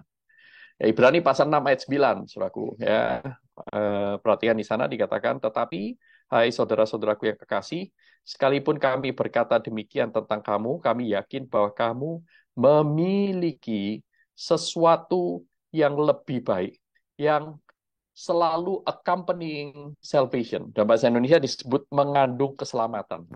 Ya, itu artinya selalu bersama-sama keselamatan. Di mana ada keselamatan, pasti ada ingredients itu. Nah, kalau di pasal 4, ayat 2 tadi dikatakan iman. Salah satu bukti keselamatan, yaitu orang itu punya iman. So, kalau orang itu tidak punya iman, tidak percaya Yesus itu Tuhan, loh Pak, saya itu percaya Yesus itu Tuhan. Apakah berarti saya itu tidak diselamatkan? Sebentar teman-teman, ngomong percaya dengan hidup percaya itu dua hal berbeda ya. Saya bisa mengaku saya percaya tanpa saya betul-betul percaya. Eh, Oke, saya sungguh-sungguh, Pak. Oke. Yang sungguh-sungguh kamu percaya itu apa? Yesus sebagai apa? Yesus sebagai juru selamat. Oke, baik. Apa lagi? Apakah Yesus sebagai Tuhan? Oh iya, tentu Yesus sebagai Tuhan. Nah, sekarang kita cek kebenarannya. Kalau Yesus sebagai Tuhan, kamu percaya itu, dan itu adalah kebenaran buatmu, pertanyaannya adalah, apakah engkau mempertuhankan Yesus? Serius? Apakah Yesus itu Tuhan atas isi dompetmu? Apakah Yesus itu Tuhan atas penggunaan HP-mu? Apakah Yesus itu Tuhan ketika engkau memilih jodoh? Apakah Yesus itu betul-betul Tuhan, penguasa hidupmu ketika engkau memilih pekerjaan? Nah, jujur, Saudara. Nah, itu di sana terlihat, Saudara, sebenarnya iman itu cuma lip service apa iman betulan? Nah, kayak gitu. Nah, ini Ibrani 6 ayat 9 berkata bahwa ayat 4 sampai 5 itu sebenarnya bukan tanda definitif orang percaya. Orang itu bisa saja di gereja, dari lahir ada di gereja, melayani, ikut paduan suara, jadi WL, main musik, dan seterusnya. Tapi kalau hanya sebatas itu, maaf teman-teman, itu bukan tanda orang beriman. Sama dengan tidak semua yang keluar dari gereja, itu pasti orang Kristen. Yang keluar dari gereja itu bisa mobil, bisa kucing, bisa tikus. Satu kali saya itu mengantar anak saya yang harus berpakaian daerah. Karena minggu itu adalah Minggu Nusantara dan ada satu hari khusus semua anak, saya lupa ya, kelas 2 atau kelas 3 itu harus pakai baju daerah. Saya dengan istri itu berpikir, gimana ya pakai baju daerah yang paling simple tuh ya, seperti apa ya. Karena anak kecil ya. Tapi ada teman-teman dia yang pakai sanggul, pakai apa. Waduh, ribet banget ya. Tapi ya kita tetap harus pinjem pinjem baju ya. Akhirnya paling simpel tuh apa? Pakaian Dayak, teman-teman. Cewek ya, jadi pakai rompi gitu ya. Ada ikat kepalanya, pakai rok dari bludru. Wah, paling simpel ya. Dosa diriasi atau apa. Nah, waktu foto bersama-sama, wah ada orang Dayak, wah ada orang Batak, wah ada orang Minangkabau dan seterusnya. Mereka mirip, tetapi mereka bukan orang itu sesungguhnya.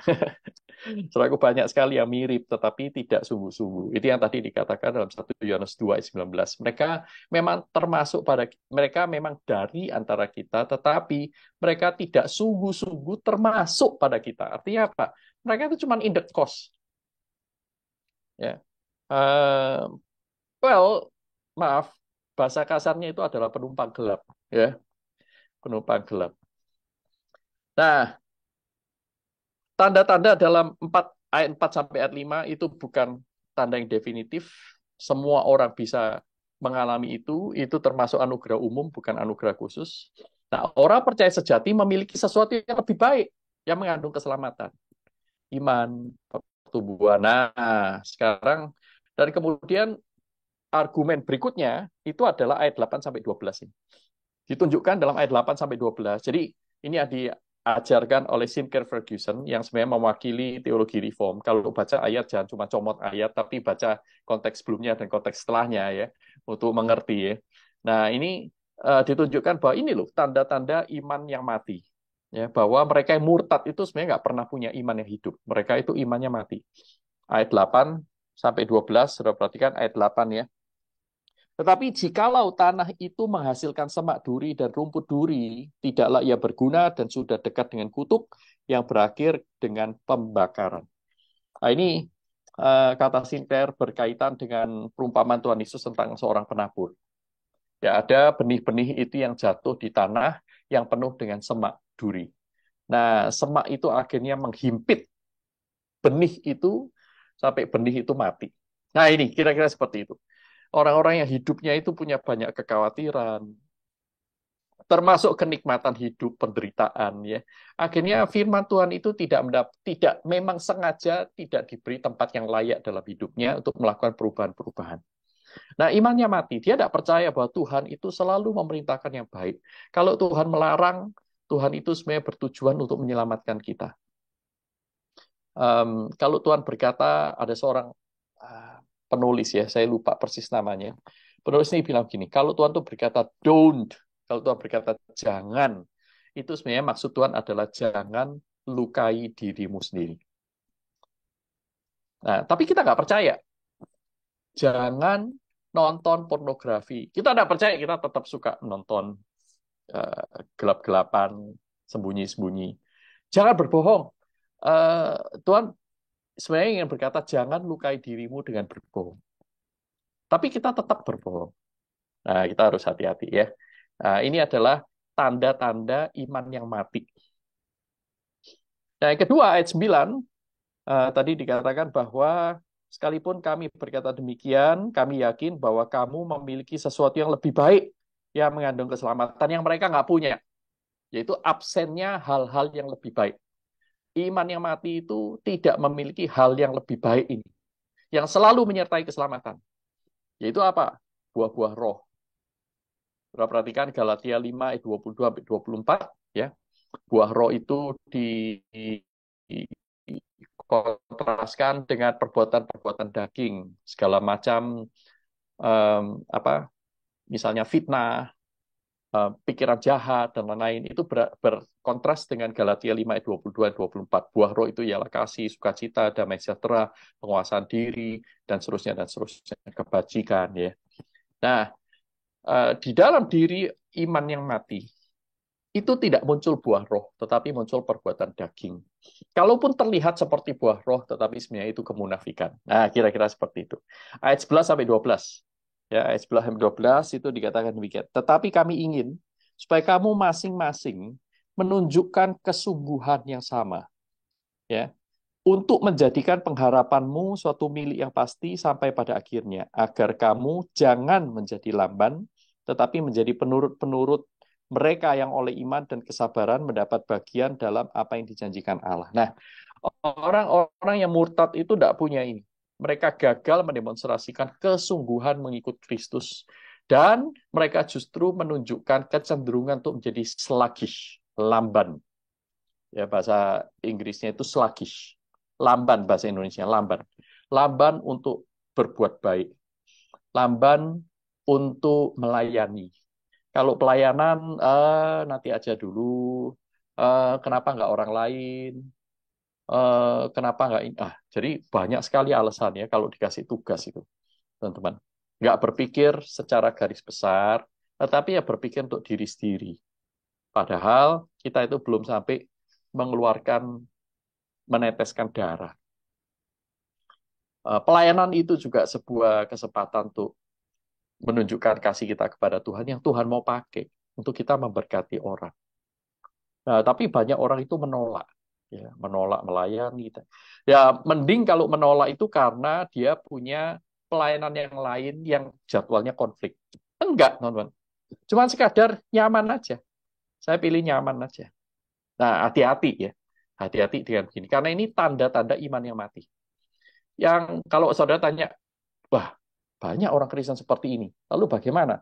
Saya bilang jangan jadi hakim ya. Satu ya. Kalau orang-orang yang mati pasti punya tanda-tanda seperti itu.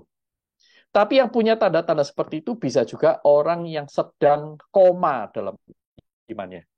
Koma itu nggak mati ya. Hidup tapi koma. Bertumbuh nggak.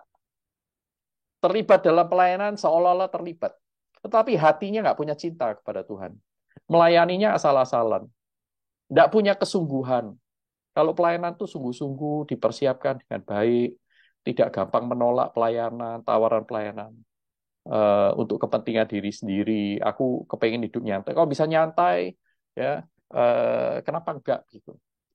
Toh orang lain juga enggak melakukannya. Nah, enggak begitu. Kalau kita belajar dari perjanjian baru di Alkitab ya, orang-orang yang ikut Kristus itu sangat-sangat antusias untuk melayani. Bukan seperti hamba yang malas, yang menanam talentanya itu di dalam tanah. Tetapi dia betul-betul melakukan kehendak Tuhan. Menggunakan kesempatan yang ada untuk menghasilkan talenta yang lebih banyak. Oke, jadi mungkinkah seorang Kristen murtad? Ini garis besar. Satu, kemurtadan sebagai fenomena sosial, fenomena di permukaan. orang itu pindah agama dan seterusnya. Memang terjadi. Memang terjadi. Kemurtatan ada. Murtad sebagai fenomena yang observable ya. Tetapi nah, Alkitab juga mengatakan fenomena murtad itu ada. Roma 9 ayat 6 tadi kita sudah baca, 1 Yohanes 2 ayat 19, jemaat di Sardis, Wahyu 3 ayat 1. Tapi Alkitab juga mengajarkan bahwa orang-orang yang murtad itu memang tidak pernah termasuk atau mendemonstrasikan kehidupan sebagai orang-orang yang diselamatkan. Jadi sebenarnya orang-orang yang pada akhirnya seumur hidupnya itu murtad, mereka bukan orang pilihan. Tetapi sekali lagi, saudara dan saya tidak pernah tahu akhir hidup seseorang. Jadi, bukan tugas saudara dan saya untuk memberikan label ini murtad, ini tidak. Perhatikan ya, hati-hati ya. Jangan sampai, wah Pak Yusuf mengajarkan murtad itu ada. Ya sudah, ini si A, si B, si C murtad. Nah, ingat, saya tidak pernah mengajarkan. Saya bilang Alkitab menunjukkan fenomena itu ada. Tetapi bahkan Alkitab pun tidak menunjukkan sampai akhir orang itu seperti apa. Jadi, itu adalah misteri, teman-teman. Ya, pilihan Allah itu adalah misteri. Kita ada ya, oh ini saya pilihan Allah, buktinya apa nih? Saya punya tato dari Allah. Kan ada. Ya, semua. Tetapi orang yang dipilih Allah akan mendemonstrasikan kehidupan iman yang bertumbuh, yang vibran, ya, yang melayani. Semakin lama semakin serupa Kristus. Nah, saudara perhatikan Ibrani 10 ayat 39. Tetapi kita bukanlah orang-orang yang mengundurkan diri dan binasa, tetapi orang-orang yang percaya dan yang beroleh hidup, yang mengalami hidup yang berubah, tidak undur imannya. Nah, Alkitab juga mengajarkan yang eksplisit tentang kesetiaan Allah sebagai jaminan keselamatan. Jadi ada, sebagai fenomena ada. Apakah keselamatan bisa hilang? Alkitab bilang minimal dari perspektif reform, kita percaya bahwa karena keselamatan tidak bergantung pada kesetiaan manusia, tetapi kepada kesetiaan Allah, maka keselamatan tidak bisa hilang. Keselamatan dijamin oleh darah Yesus Kristus yang memberi kita keselamatan yang aktual, bukan cuma kemungkinan. Ya. Martin Luther dalam kitab sucinya di bagian Wahyu 20 ayat 11 sampai 15 ada catatan pinggir ya. Catatan pinggir Martin Luther. Tulisannya itu born once, die twice. Born twice, die once. Ya. Yang dimaksud itu adalah ini. Di Wahyu 20 ayat 11 sampai 15 itu bicara bahwa orang-orang yang tidak diselamatkan itu nanti setelah mati dihakimi, kemudian mereka akan dibuang ke api neraka, dikatakan di sana itu adalah kematian yang kedua. Nah, ini. Jadi orang yang hanya lahir satu kali secara fisik, dia akan mati dua kali. Mati pertama secara di dunia ini, mati kedua itu mati kekal. Tetapi orang yang lahir dua kali, lahir di dunia secara fisik, kemudian lahir baru secara roh, orang itu hanya perlu mati satu kali di dalam hidup ini, setelah itu mereka akan hidup selama-lamanya.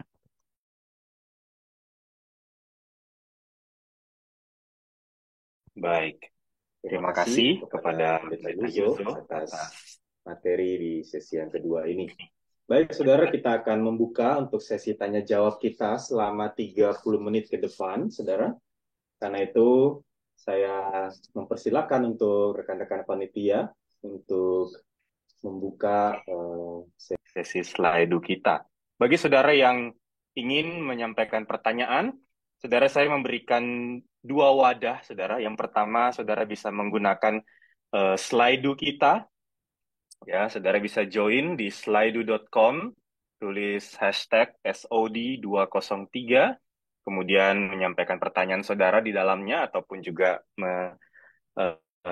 scan QR code yang sudah tersedia, yang sudah tampil di layar saudara, dan saudara bisa menyampaikan pertanyaan, ataupun nanti saya berikan kesempatan jika ada Bapak Ibu saudara sekalian yang mau memberikan pertanyaan secara langsung begitu. Oke, ini saya mulai dengan pertanyaan pertama ya, yang paling banyak di-vote oleh rekan-rekan, yaitu jika begitu banyak doktrin, bagaimana jemaat bisa menilai yang mana yang benar? Apakah ada bidat ya, dalam doktrin? Bagaimana ini? Bagaimana ini? Sebuah pertanyaan yang sangat bagus ya. Jadi memang doktrin itu banyak. Dan doktrin itu berkaitan satu dengan yang lain. Itulah sebabnya teman-teman untuk menilai mana yang benar, mana yang keliru, jangan buru-buru. Ya, jangan menjadi hakim-hakim. Jangan buru-buru, jangan langsung berburuk sangka. Tetapi jangan-jangan Tuhan ingin kita itu belajar, ya belajar lebih banyak. Maka jadilah pembelajar, orang yang teachable gitu. Jadi mulai tanya sana, tanya sini. Saya sangat menganjurkan rekan-rekan itu jangan cuma tanya dari satu sisi, tapi juga tanya di sisi yang lain, ya, membandingkan. Saya pikir teman-teman cukup kritis ya untuk melihat ya. Eh, Bandingkan aja, tidak apa-apa gitu. Dan kemudian nanti Anda akan pilih, pilih yang mana? Ya, pilih yang menurut Anda paling konsisten satu dengan yang lain. Nah, apakah ada bidat dalam doktrin? Nah, bidat ini adalah sebuah label, ya, artinya adalah pengajaran sesat, ya. Di sejak perjanjian baru, Paulus juga menyebut itu ada ajaran-ajaran yang menyesatkan. Ada orang-orang yang menyesatkan, ada beberapa macam. Satu, orang yang menyesatkan dengan ajarannya, ya. Bahkan eh, ya ada orang-orang yang menyesatkan dengan ajarannya yang percaya bahwa Kristus itu bukan Allah. Tuhan Yesus tanya kepada para rasul, apa kata orang tentang aku? Oh, engkau adalah Yohanes Pembaptis, engkau adalah ini. Nah, ini pengajaran yang keliru. Ya, Tuhan Yesus bukan Yohanes Pembaptis, Tuhan Yesus bukan Elia, dan seterusnya. Nah, kemudian ada juga orang yang menyesatkan dengan kehidupannya. Jadi ada dua macam penyesatan, ajaran dan hidup. Nah, hidup ini seperti misalnya orang Farisi. Tuhan Yesus berkata bahwa kamu tirulah orang Farisi, ajarannya, tapi jangan hidupnya, karena hidupnya menyesatkan, misalnya seperti itu. Nah, oke. Jadi sekarang menyesatkan ini apa? Apakah karena berbeda maka kita sebut sesat? Nah, kalau gitu kan semua orang sesat terhadap satu yang lain, ya, satu dengan yang lain. Nah, saudara, maka kita perlu punya sebuah konsep ya, bahwa kekristenan itu doktrinnya banyak, luas. Sebentar, kalau boleh saya share screen ya. Ya, sebentar. Tapi mungkin membuang waktu nanti kalau tidak cukup. Jadi ibaratkan gini, saudara bayangkan em, ada rekan-rekan panitia yang bisa bantu saya untuk menggunakan whiteboard. Eh, Bisa? Di saya soalnya saya tidak ada opsi untuk annotation. Kalau nggak ada, teman-teman yang bisa mengakses whiteboard sebagai host ya, buatin whiteboardnya. Tapi nggak apa-apa. Saudara, bayangkan di atas kertas Anda itu sebuah lingkaran, ya, sebuah lingkaran ya, sebuah lingkaran. Nah, kemudian lingkaran ini buat lagi satu lingkaran lebih besar di luarnya. Lingkaran yang pertama itu ada di tengah. Ini lingkaran besar di luarnya, ya. Dan kemudian buat lagi lingkaran lagi lebih besar lagi, seperti itu. Ya, eh, bikin shape ya, bikin shape lebih gampang. Yes. Oke, satu lagi, ya, satu lagi. Nah, saudara sebut saja lingkaran yang paling luar itu adalah eh, sebut saja Kristen. Nah, Kristen ya. Nah, tetapi di antara Kristen ini, oh ini nih, saya sudah menemukan teman. Oke, saya akan share screen aja. Thank you. Eh, saya stop, saya share screen. Oke, ya. Saudara lihat di sana, di yang berwarna coklat, lapisan paling terakhir itu Kristen. Dan kemudian di dalam Kristen itu ada banyak banyak denominasi. Ya, ada Protestan, selain ada Katolik, ya, ada Anabaptis, ya. Anabaptis masuk di Protestan. Ya, ada Katolik, ada gereja Kristen, gereja Timur, ya. Nah, kemudian di dalam Protestan itu ada banyak. Ada Anabaptis, ada Reform, ada Lutheran, ya. Nah, kemudian di dalamnya ada Reform. Nah, di Reform ini sendiri denominasinya macam-macam. Ada GKY, ada GRI, ada GRII, ada beberapa GKI, dan seterusnya ada macam-macam ya. CRC, PRC, PCA, whatever ya banyak ya. Nah, kemudian di dalam denominasi atau sinode ini, itu terdiri banyak sekali gereja lokal. Seperti itu, oke? Ini bisa diterima ya. Jadi di dalam satu keluarga Kristen, itu keragamannya berbeda. Tetapi sekali lagi, selama keragaman itu masih berada di dalam lingkup lingkaran yang sama, kita itu keluarga dan tidak boleh menyesat-nyesatkan. Ya, menyesat-nyesatkan apalagi denominasi yang lain padahal kita tidak kenal dengan baik ajarannya seperti apa. Begitu. Nah, kemudian masing-masing ini ada dokumennya, teman-teman. Ada dokumennya. Misalnya Kristen. Dokumen apa yang diterima oleh umat Kristen secara sejarah historis dari dulu sampai sekarang. Yang namanya Kristen itu apa yang membedakan kita berada di dalam lingkaran itu dan tidak berada di luar. Yang membedakan kita dari agama yang lain, misalnya seperti itu. Nah, dokumennya apa? Dokumennya adalah Credo Ecumenical, kita sebutnya. Credo Ecumenical itu ada 7, tetapi biasanya yang terkenal itu 3 atau 4. Ya. Satu misalnya yang sangat familiar dengan kita adalah pengakuan iman rasuli. Ya. Jadi kalau ada gereja itu mengakui iman rasuli, dia itu satu saudara dengan kita, Kristen gitu loh. Ada 12 artikel di dalam pengakuan iman rasuli. Yang kedua, selain pengakuan iman rasuli, kita percaya pengakuan iman Nisea, ya. Yang ketiga, pengakuan iman Athanasius. Mau ditambahkan lagi, tidak cukup, tambah satu lagi, pengakuan iman Chalcedon, gitu misalnya ya. 4. Sebenarnya ada 7, tetapi yang 4 ini yang paling populer.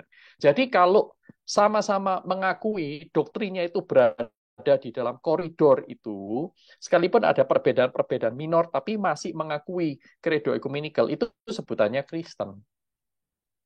Nah, lalu apa yang membedakan Reform dengan yang lain? Nah, kalau Reform itu punya namanya pengakuan iman, ya, confession of faith.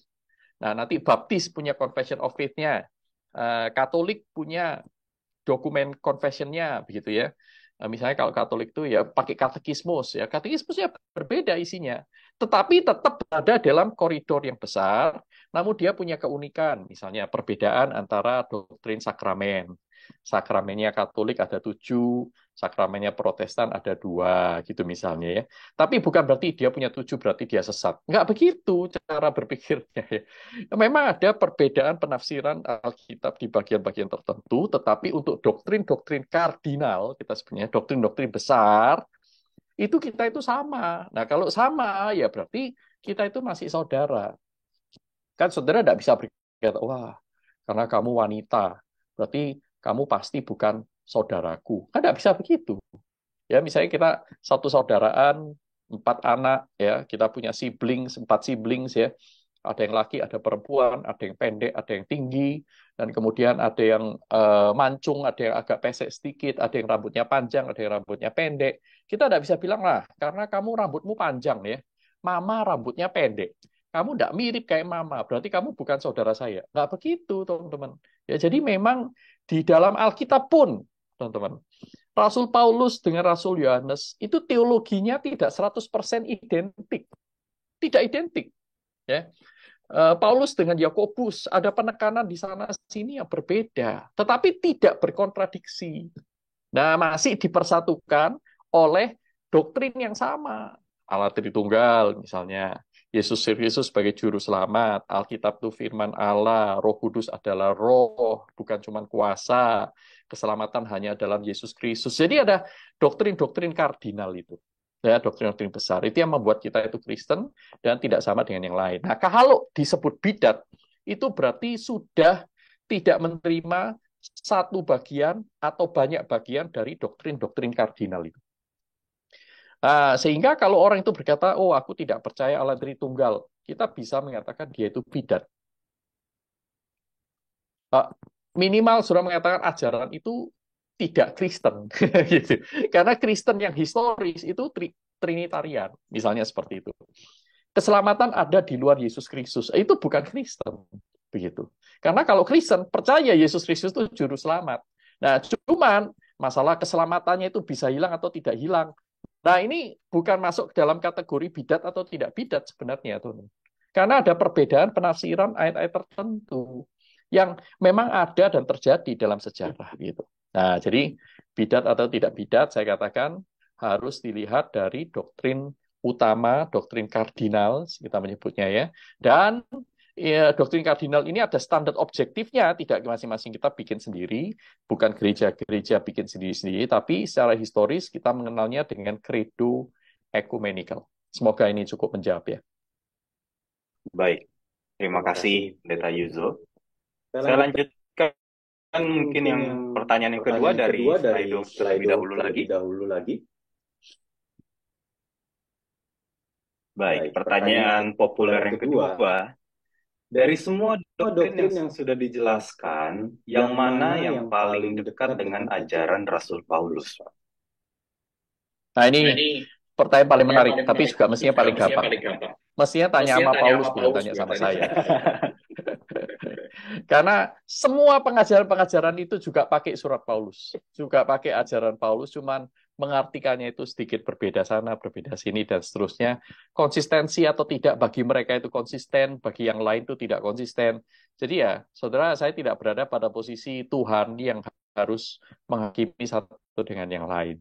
Jadi, menurut saya ya, semua merasa diri mereka paling dekat dengan ajaran Rasul Paulus. Semua sistem teologi itu. Ya. Oke deh, baik. Oke, kita stick lagi kepada slide terlebih dahulu ya. Yang pertanyaan berikutnya, bagaimana kita bisa menjadi seorang murid Kristus yang tidak membuat anugerah keselamatan itu cheap begitu ya, atau murah begitu ya. Bagaimana menjelaskan pergumulan dosa yang dihadapi terus-menerus yang menggoyahkan iman keselamatan kita? Oke. Pertanyaan menarik. Yang satu, bagaimana kita bisa menjadi murid Kristus yang tidak membuat anugerah keselamatan itu cheap? Yang pertama, kita harus akui bahwa kita tidak bisa sendirian bertumbuh dalam iman. Oke, saudara harus percaya ini dulu. Ini juga ajaran Alkitab ya. Kita itu tidak diciptakan menjadi lone ranger, kita tidak diciptakan untuk menjadi lonely disciple. Tapi kita itu Alkitab menyebut Tuhan Yesus dan juga para rasul-rasul itu menggunakan gambaran-gambaran yang memberikan indikasi bahwa kita itu memang nggak bisa hidup sendirian. Tuhan Yesus menyebut dirinya gembala, domba-domba itu gembalaannya. Nah, domba itu tidak bisa hidup sendiri. Domba selalu bersama-sama. Paulus menggambarkan gereja Kristus beda-beda, tetapi tidak sendirian. Ya, semua tubuh itu terkoneksi satu dengan yang lain. Ya, dengan arti apa? Bahwa kita tidak bisa sendirian. Kalau saudara dan saya ingin rindu menjadi murid Kristus yang memuliakan Tuhan, yang tidak membuat anugerah keselamatan itu cheap, ya, berarti saudara dan saya tidak bisa sendirian. Saudara harus mendekat, merapatkan diri dengan orang-orang yang memang rindu bertumbuh. Charles Spurgeon itu berkata, bara api itu akan mati duluan ketika dia menjauhkan diri dari kumpulan bara yang lain. Saya pikir itu benar. Ya. Nah, jadi penting sekali untuk mendekatkan diri kepada komunitas pembelajar. Sehingga keselamatan itu kita bisa hayati, hidupi, dan tidak menjadi cheap. Teman-teman ya. Cheap itu apa sih? Cheap grace ini sebenarnya disampaikan oleh Bonhoeffer ya. Cheap grace itu artinya keselamatan tanpa anugerah tanpa pertobatan. Orang itu, aku menerima Kristus sebagai juru selamat, tapi hidupnya tidak mau bertobat. Dia masih menyukai dosanya. Sakramen tanpa perubahan hidup. Ya, dan juga beberapa lagi kontras yang disampaikan oleh Bonhoeffer. Intinya mengaku murid Kristus tapi tidak mengikut Kristus, mengikut dunia. Jadi anugerah yang diberikan itu seolah-olah cheap. Anugerah yang cheap ini kalau menggunakan istilah Tuhan Yesus, teman-teman, misalnya Markus 10 ya. Jikalau kamu tidak rela, kamu tidak menyayangi, jikalau kamu tidak membenci saudaramu laki-laki, saudaramu perempuan, ayahmu, ibumu, pekerjaanmu, ladangmu, dan seterusnya, engkau tidak layak ikut aku. Artinya apa? Orang ini menganggap anugerah Tuhan Yesus itu lebih murah daripada yang lain yang dia peroleh di dunia ini. Itu namanya cheap, ya, cheap grace. Tetapi orang-orang yang Tuhan Yesus berkata, jikalau karena aku dan karena Injil kamu meninggalkan semuanya yang lain, ini adalah orang-orang yang betul-betul meninggikan Kristus jauh lebih berharga daripada yang lain. Anugerah Allah itu jauh lebih berarti daripada harta di dunia, pencapaian, dan profesi kita, dan bahkan profesi kita nggak ada gunanya kalau itu tidak dikehendaki Tuhan. Orang-orang yang betul-betul mengikut Tuhan dalam setiap aspek hidupnya. Nah, orang inilah yang sebenarnya orang-orang yang diselamatkan dan dia mendemonstrasikan dirinya sebagai orang pilihan. Nah, bagaimana kita itu bisa menjadi seperti itu ya? Nah, kan pertanyaan begitu. Maka Tuhan Yesus memimpin para murid untuk memuridkan mereka. Setelah Tuhan Yesus memuridkan mereka, mengajarkan mereka ini, aku ini Tuhan. Kamu mau nggak mati buat aku? Akhirnya mereka waktu lihat Yesus yang mati dan bangkit, mereka menyadari bahwa Yesus itu mati dan bangkit untuk kehidupan kekal yang tidak sebanding dengan apa yang dikejar selama ini di dunia, lalu mereka berani mati bagi Kristus. Nah, murid-murid ini tidak otomatis menjadi seperti itu. Bahkan, khotbah seminggu sekali juga tidak mungkin cukup. Perlu ada discipleship. Nah, seperti itu. Lalu bagian pertanyaan kedua, bagaimana menjelaskan pergumulan dosa yang dihidupi terus-menerus yang menggoyahkan iman keselamatan? Iman keselamatan kita pasti akan goyah kalau kita itu menjauh dari Tuhan. Kita lebih suka kepada dosa, maka kita akan dirongrong oleh perasaan bersalah dan seterusnya dan seterusnya. Ini bukan desain Tuhan, itu desain iblis. Desain iblis itu tidak kita tidak tahu ya siapa orang yang diselamatkan. Saya nggak tahu juga. Tetapi iblis tahu. Iblis tahu, iblis tidak bisa menghilangkan. Ini dari perspektif reform tentunya. Iblis tahu dia tidak bisa membatalkan keselamatan yang Allah berikan. Karena keselamatan itu bergantung kepada kemampuan Allah memegang orang tersebut, bukan kemampuan. Iblis tahu mereka tidak bisa pilihan. Yang iblis lakukan adalah the next best thing, yaitu apa? Membuat orang yang pilihan ini sama sekali tidak berbuah. Bahkan mereka senang sekali, iblis senang kalau mereka bisa membuat hidup orang pilihan itu menjadi alasan untuk meragukan Injil bagi banyak lagi orang yang lain. Nah, itu yang dikerjakan iblis. Maka yang direncanakan oleh Tuhan sebaliknya. Tuhan ingin kita itu mengerjakan keselamatan dengan takut dan gentar. Tuhan sudah menganugerahkan karunia-Nya lewat Roh Kudus, memberikan gerejanya, pengajar, pemberita Injil, guru-guru untuk menolong kita bertumbuh di dalam pengenalan akan Kristus. Kita tidak menjadi anak-anak yang diombang-ambingkan oleh rupa-rupa angin pengajaran. Lagi tren ajaran ini ikut ini, kita ajaran ini ikut ini dan seterusnya. Wah, rupa-rupa angin pengajaran. Tetapi bertumbuhlah dalam kasih, ya, di dalam pengenalan yang benar akan Tuhan. Nah, kita perlu cari hal seperti ini, teman-teman, ya. Jadi, bagaimana menjelaskan pergumulan dosa? Dosa itu macam-macam spektrumnya. Teman-teman, yang jelas kita perlu bertobat. Yang kedua, kita perlu melakukan analisis. Dosa ini kenapa? Apakah berkaitan dengan kondisi psikologis kita dan seterusnya. Maka tidak cukup kadang-kadang menyelesaikan dosa itu hanya dengan berdoa, dengan berpuasa, tidak cukup. Ya, hidup ini dosa itu begitu kompleks, sudah masuk dalam diri masing-masing kita. Maka kita kadang-kadang pada saat-saat tertentu atau pada derajat tertentu kita butuh bantuan orang lain, orang yang memang diperlengkapi untuk menolong saudara dan saya. Yang jelas, mari kita ikut bersama dengan Tuhan untuk mengalami kemenangan-kemenangan iman yang sebenarnya Tuhan itu ajarkan. Lihat apa? Pemuritan, teman-teman. Pemuritan yang benar, yang sehat, ya. Belajar firman Tuhan, dilatih untuk melakukan firman Tuhan, mengalami Tuhan dalam hidup sehari-hari. Bukan cuma sekadar ikut-ikutan. Itu jawaban saya untuk pertanyaan berikutnya. Baik. Saya membuka kesempatan untuk rekan-rekan, saudara-saudari yang mau bertanya secara langsung. Apakah ada dari forum Zoom mau ini bertanya yang secara mau langsung? bertanya secara langsung? Bisa raise hand mungkin? Ya, pakai fasilitas raise hand yang ada di Zoom.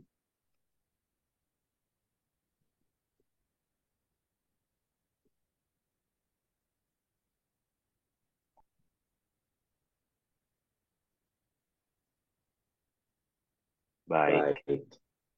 Nampaknya belum ada ya. Nampaknya belum ada ya. Saya lanjutkan kembali dari pertanyaan kita yang ada di slide. Apakah bangsa Israel pasti akan ada election predestinasi sebelum Yesus datang kedua kali? Oke, berbicara tentang keselamatan. bangsa Israel, kita harus membedakan antara pertama antara bangsa dan individu. Ya. Waktu kita bicara election dan predestination, apakah kita bicara bangsa atau kita bicara individu? Kalau menyorot kepada apa yang tadi saya sampaikan ya, sebenarnya saya share screen ayat dulu ya. Misalnya ini 1 Yohanes 2 ayat 19, memang mereka berasal dari antara kita. Sorry ini tadi ya. Nih orang Israel yang bukan orang Israel ya. Ini Alkitab loh yang bilang ya. Akan tapi firman Allah tidak mungkin gagal sebab tidak semua orang yang berasal dari Israel adalah orang Israel. Jadi yang disebut Israel ini adalah keturunan anak-anak Allah yang karena iman bukan karena daging. Jadi dari ayat ini saja kita tahu bahwa tidak semua orang berdarah Israel apalagi yang sudah peranaan keturunan. Pak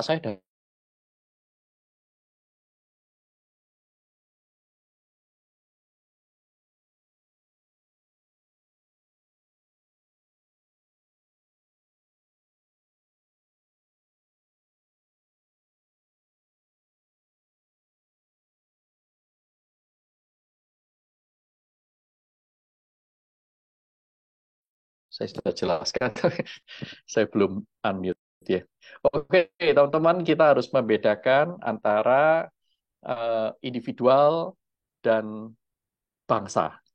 Ya, dari ayat yang tadi kita baca dalam Roma, ya, Paulus itu mengatakan bahwa Allah itu tidak memilih bangsa Israel untuk diselamatkan.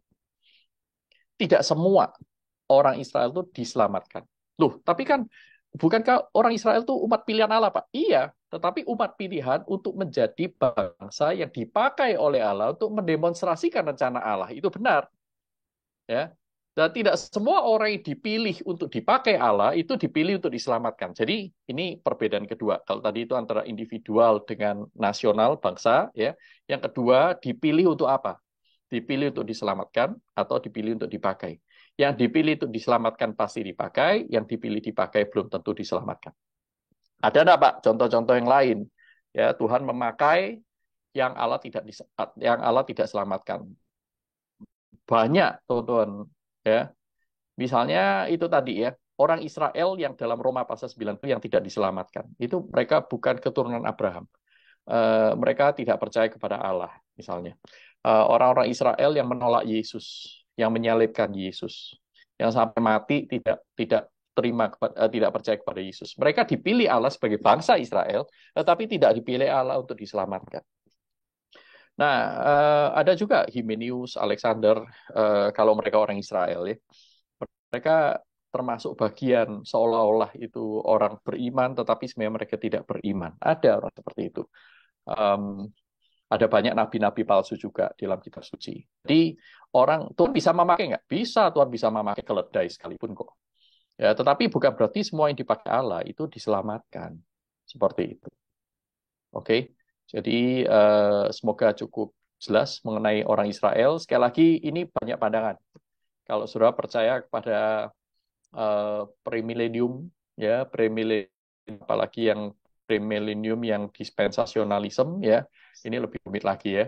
Mereka percaya bahwa Israel itu punya tempat khusus di mata Allah. Nah, ya ini akhirnya banyak orang-orang yang menjadi lebih Israel daripada orang Israel, teman-teman ya. Orang Israel aja tidak peduli diselamatkan atau enggak, tapi orang-orang di luar Israel masih mempertahankan Israel itu harus diselamatkan. Jadi sekali lagi pandangan itu ada banyak varian. Nah, tapi mari kita lihat dengan apa yang jelas-jelas sekali, misalnya Paulus tadi katakan, tidak semua orang Israel itu anak Allah keturunan Abraham. Oke? Iya, Thank baik you. Pak. Mungkin sebelum kita lanjutkan lagi ke pertanyaan berikutnya, mungkin tadi Pak Yuzo ada banyak sekali share ya pandangan dari Sinclair Ferguson begitu. Mungkin bisa share kepada kami Pak, mungkin buku apa yang bisa kami baca untuk ke depannya terkait mempelajari bagian ini terkait konsep dari Sinclair Ferguson ini. Mungkin ada share bukunya Sinclair Ferguson begitu Pak. Sinclair Ferguson menulis banyak buku, ya, banyak buku. Jadi dia juga punya di internet, saudara bisa menemukan banyak sekali gratis ya. Tergantung saudara mau topik apa. Kalau mau topik tentang election, tentang Ibrani, ini saudara tinggal tulis saja. Hebrew 6 Sinclair Ferguson. Keluar nanti artikel yang tadi pakai. Ya, Ya. Sinclair Ferguson juga mencatat menulis banyak tentang Christian life, tentang Grow in Grace, tentang Roh Kudus, The Holy Spirit. Kami di SCTRI menggunakan buku Sinclair Ferguson, The Holy Spirit itu untuk separuh kelas pneumatologi, separuh kelas doktrin Roh Kudus. Jadi banyak ya. Sinclair Ferguson juga menulis buku-buku tentang confession dan katekisme. Nah, itu ada banyak sekali. Ya. Oke, baik. Thank you, Pak. Pertanyaan berikutnya yang banyak sekali diberikan jempol begitu ya. Saya rasa yang kedua dari atas ya. Bagaimana dengan orang yang tidak pernah mendengar Injil sama sekali? Apakah mereka akan mendapat kesempatan untuk at least mendengar sekali begitu? Saudara, pertanyaan ini muncul,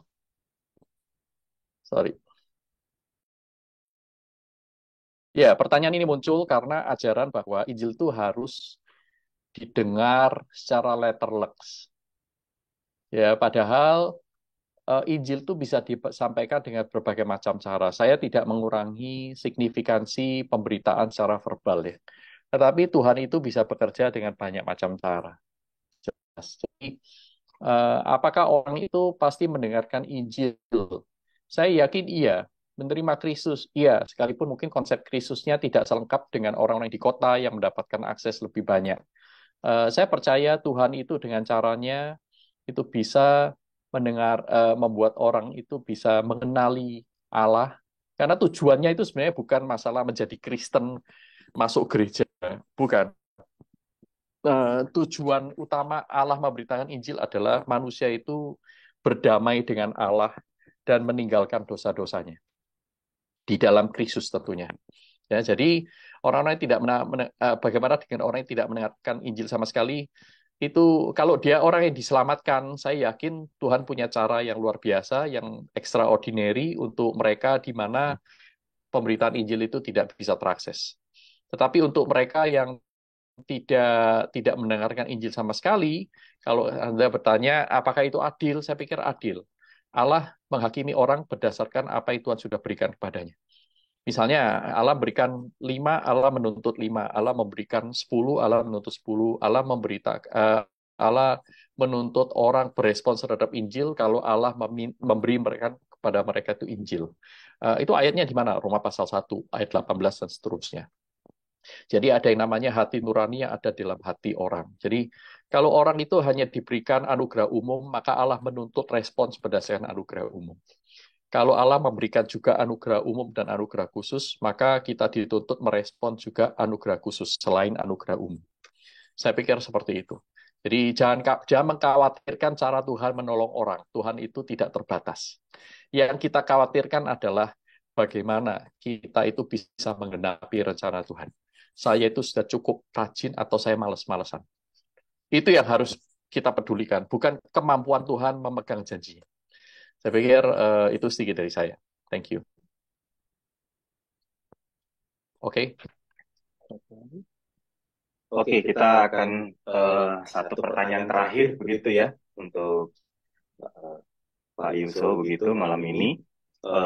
Saya akan ambil dari yang paling atas ya begitu ya. Bagaimana dengan orang yang memutuskan ya untuk bunuh diri Pak dan ternyata dia mati begitu. Jadi percobaan bunuh dirinya berhasil Pak.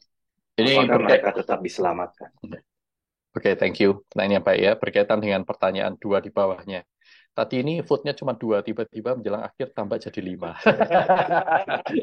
Berarti menarik ya, nggak apa-apa teman-teman ya.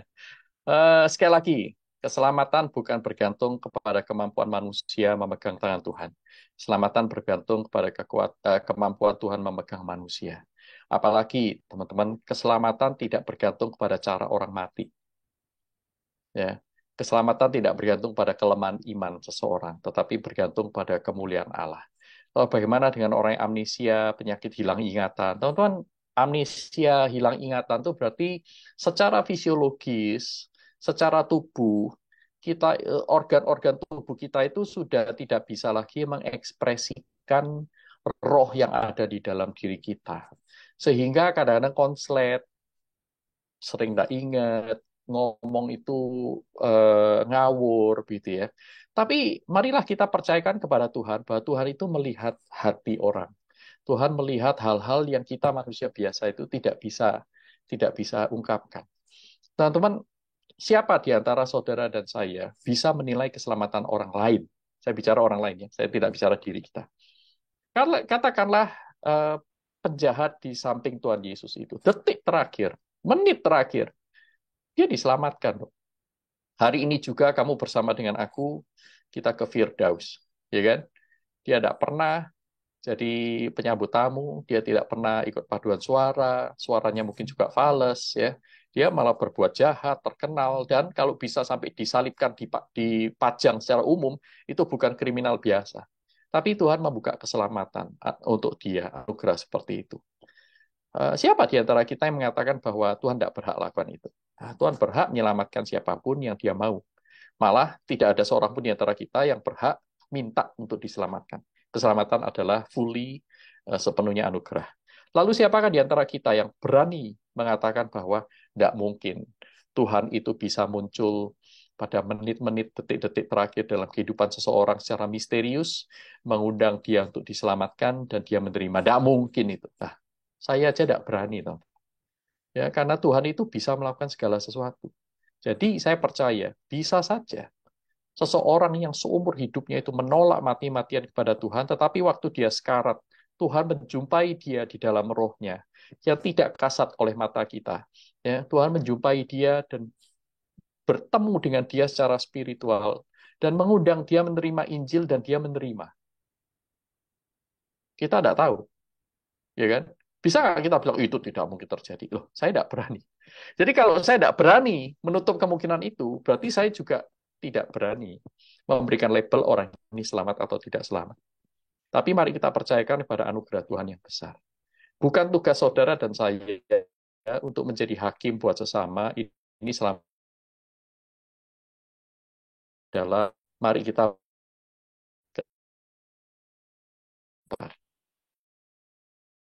tumbuh mengalami kemenangan demi kemenangan iman. Sehingga keyakinan keselamatan kita itu semakin bertumbuh, semakin kita rendah hati, semakin kita berjuang untuk kemuliaan Tuhan. Semoga menolong buat teman-teman sekalian. Ya.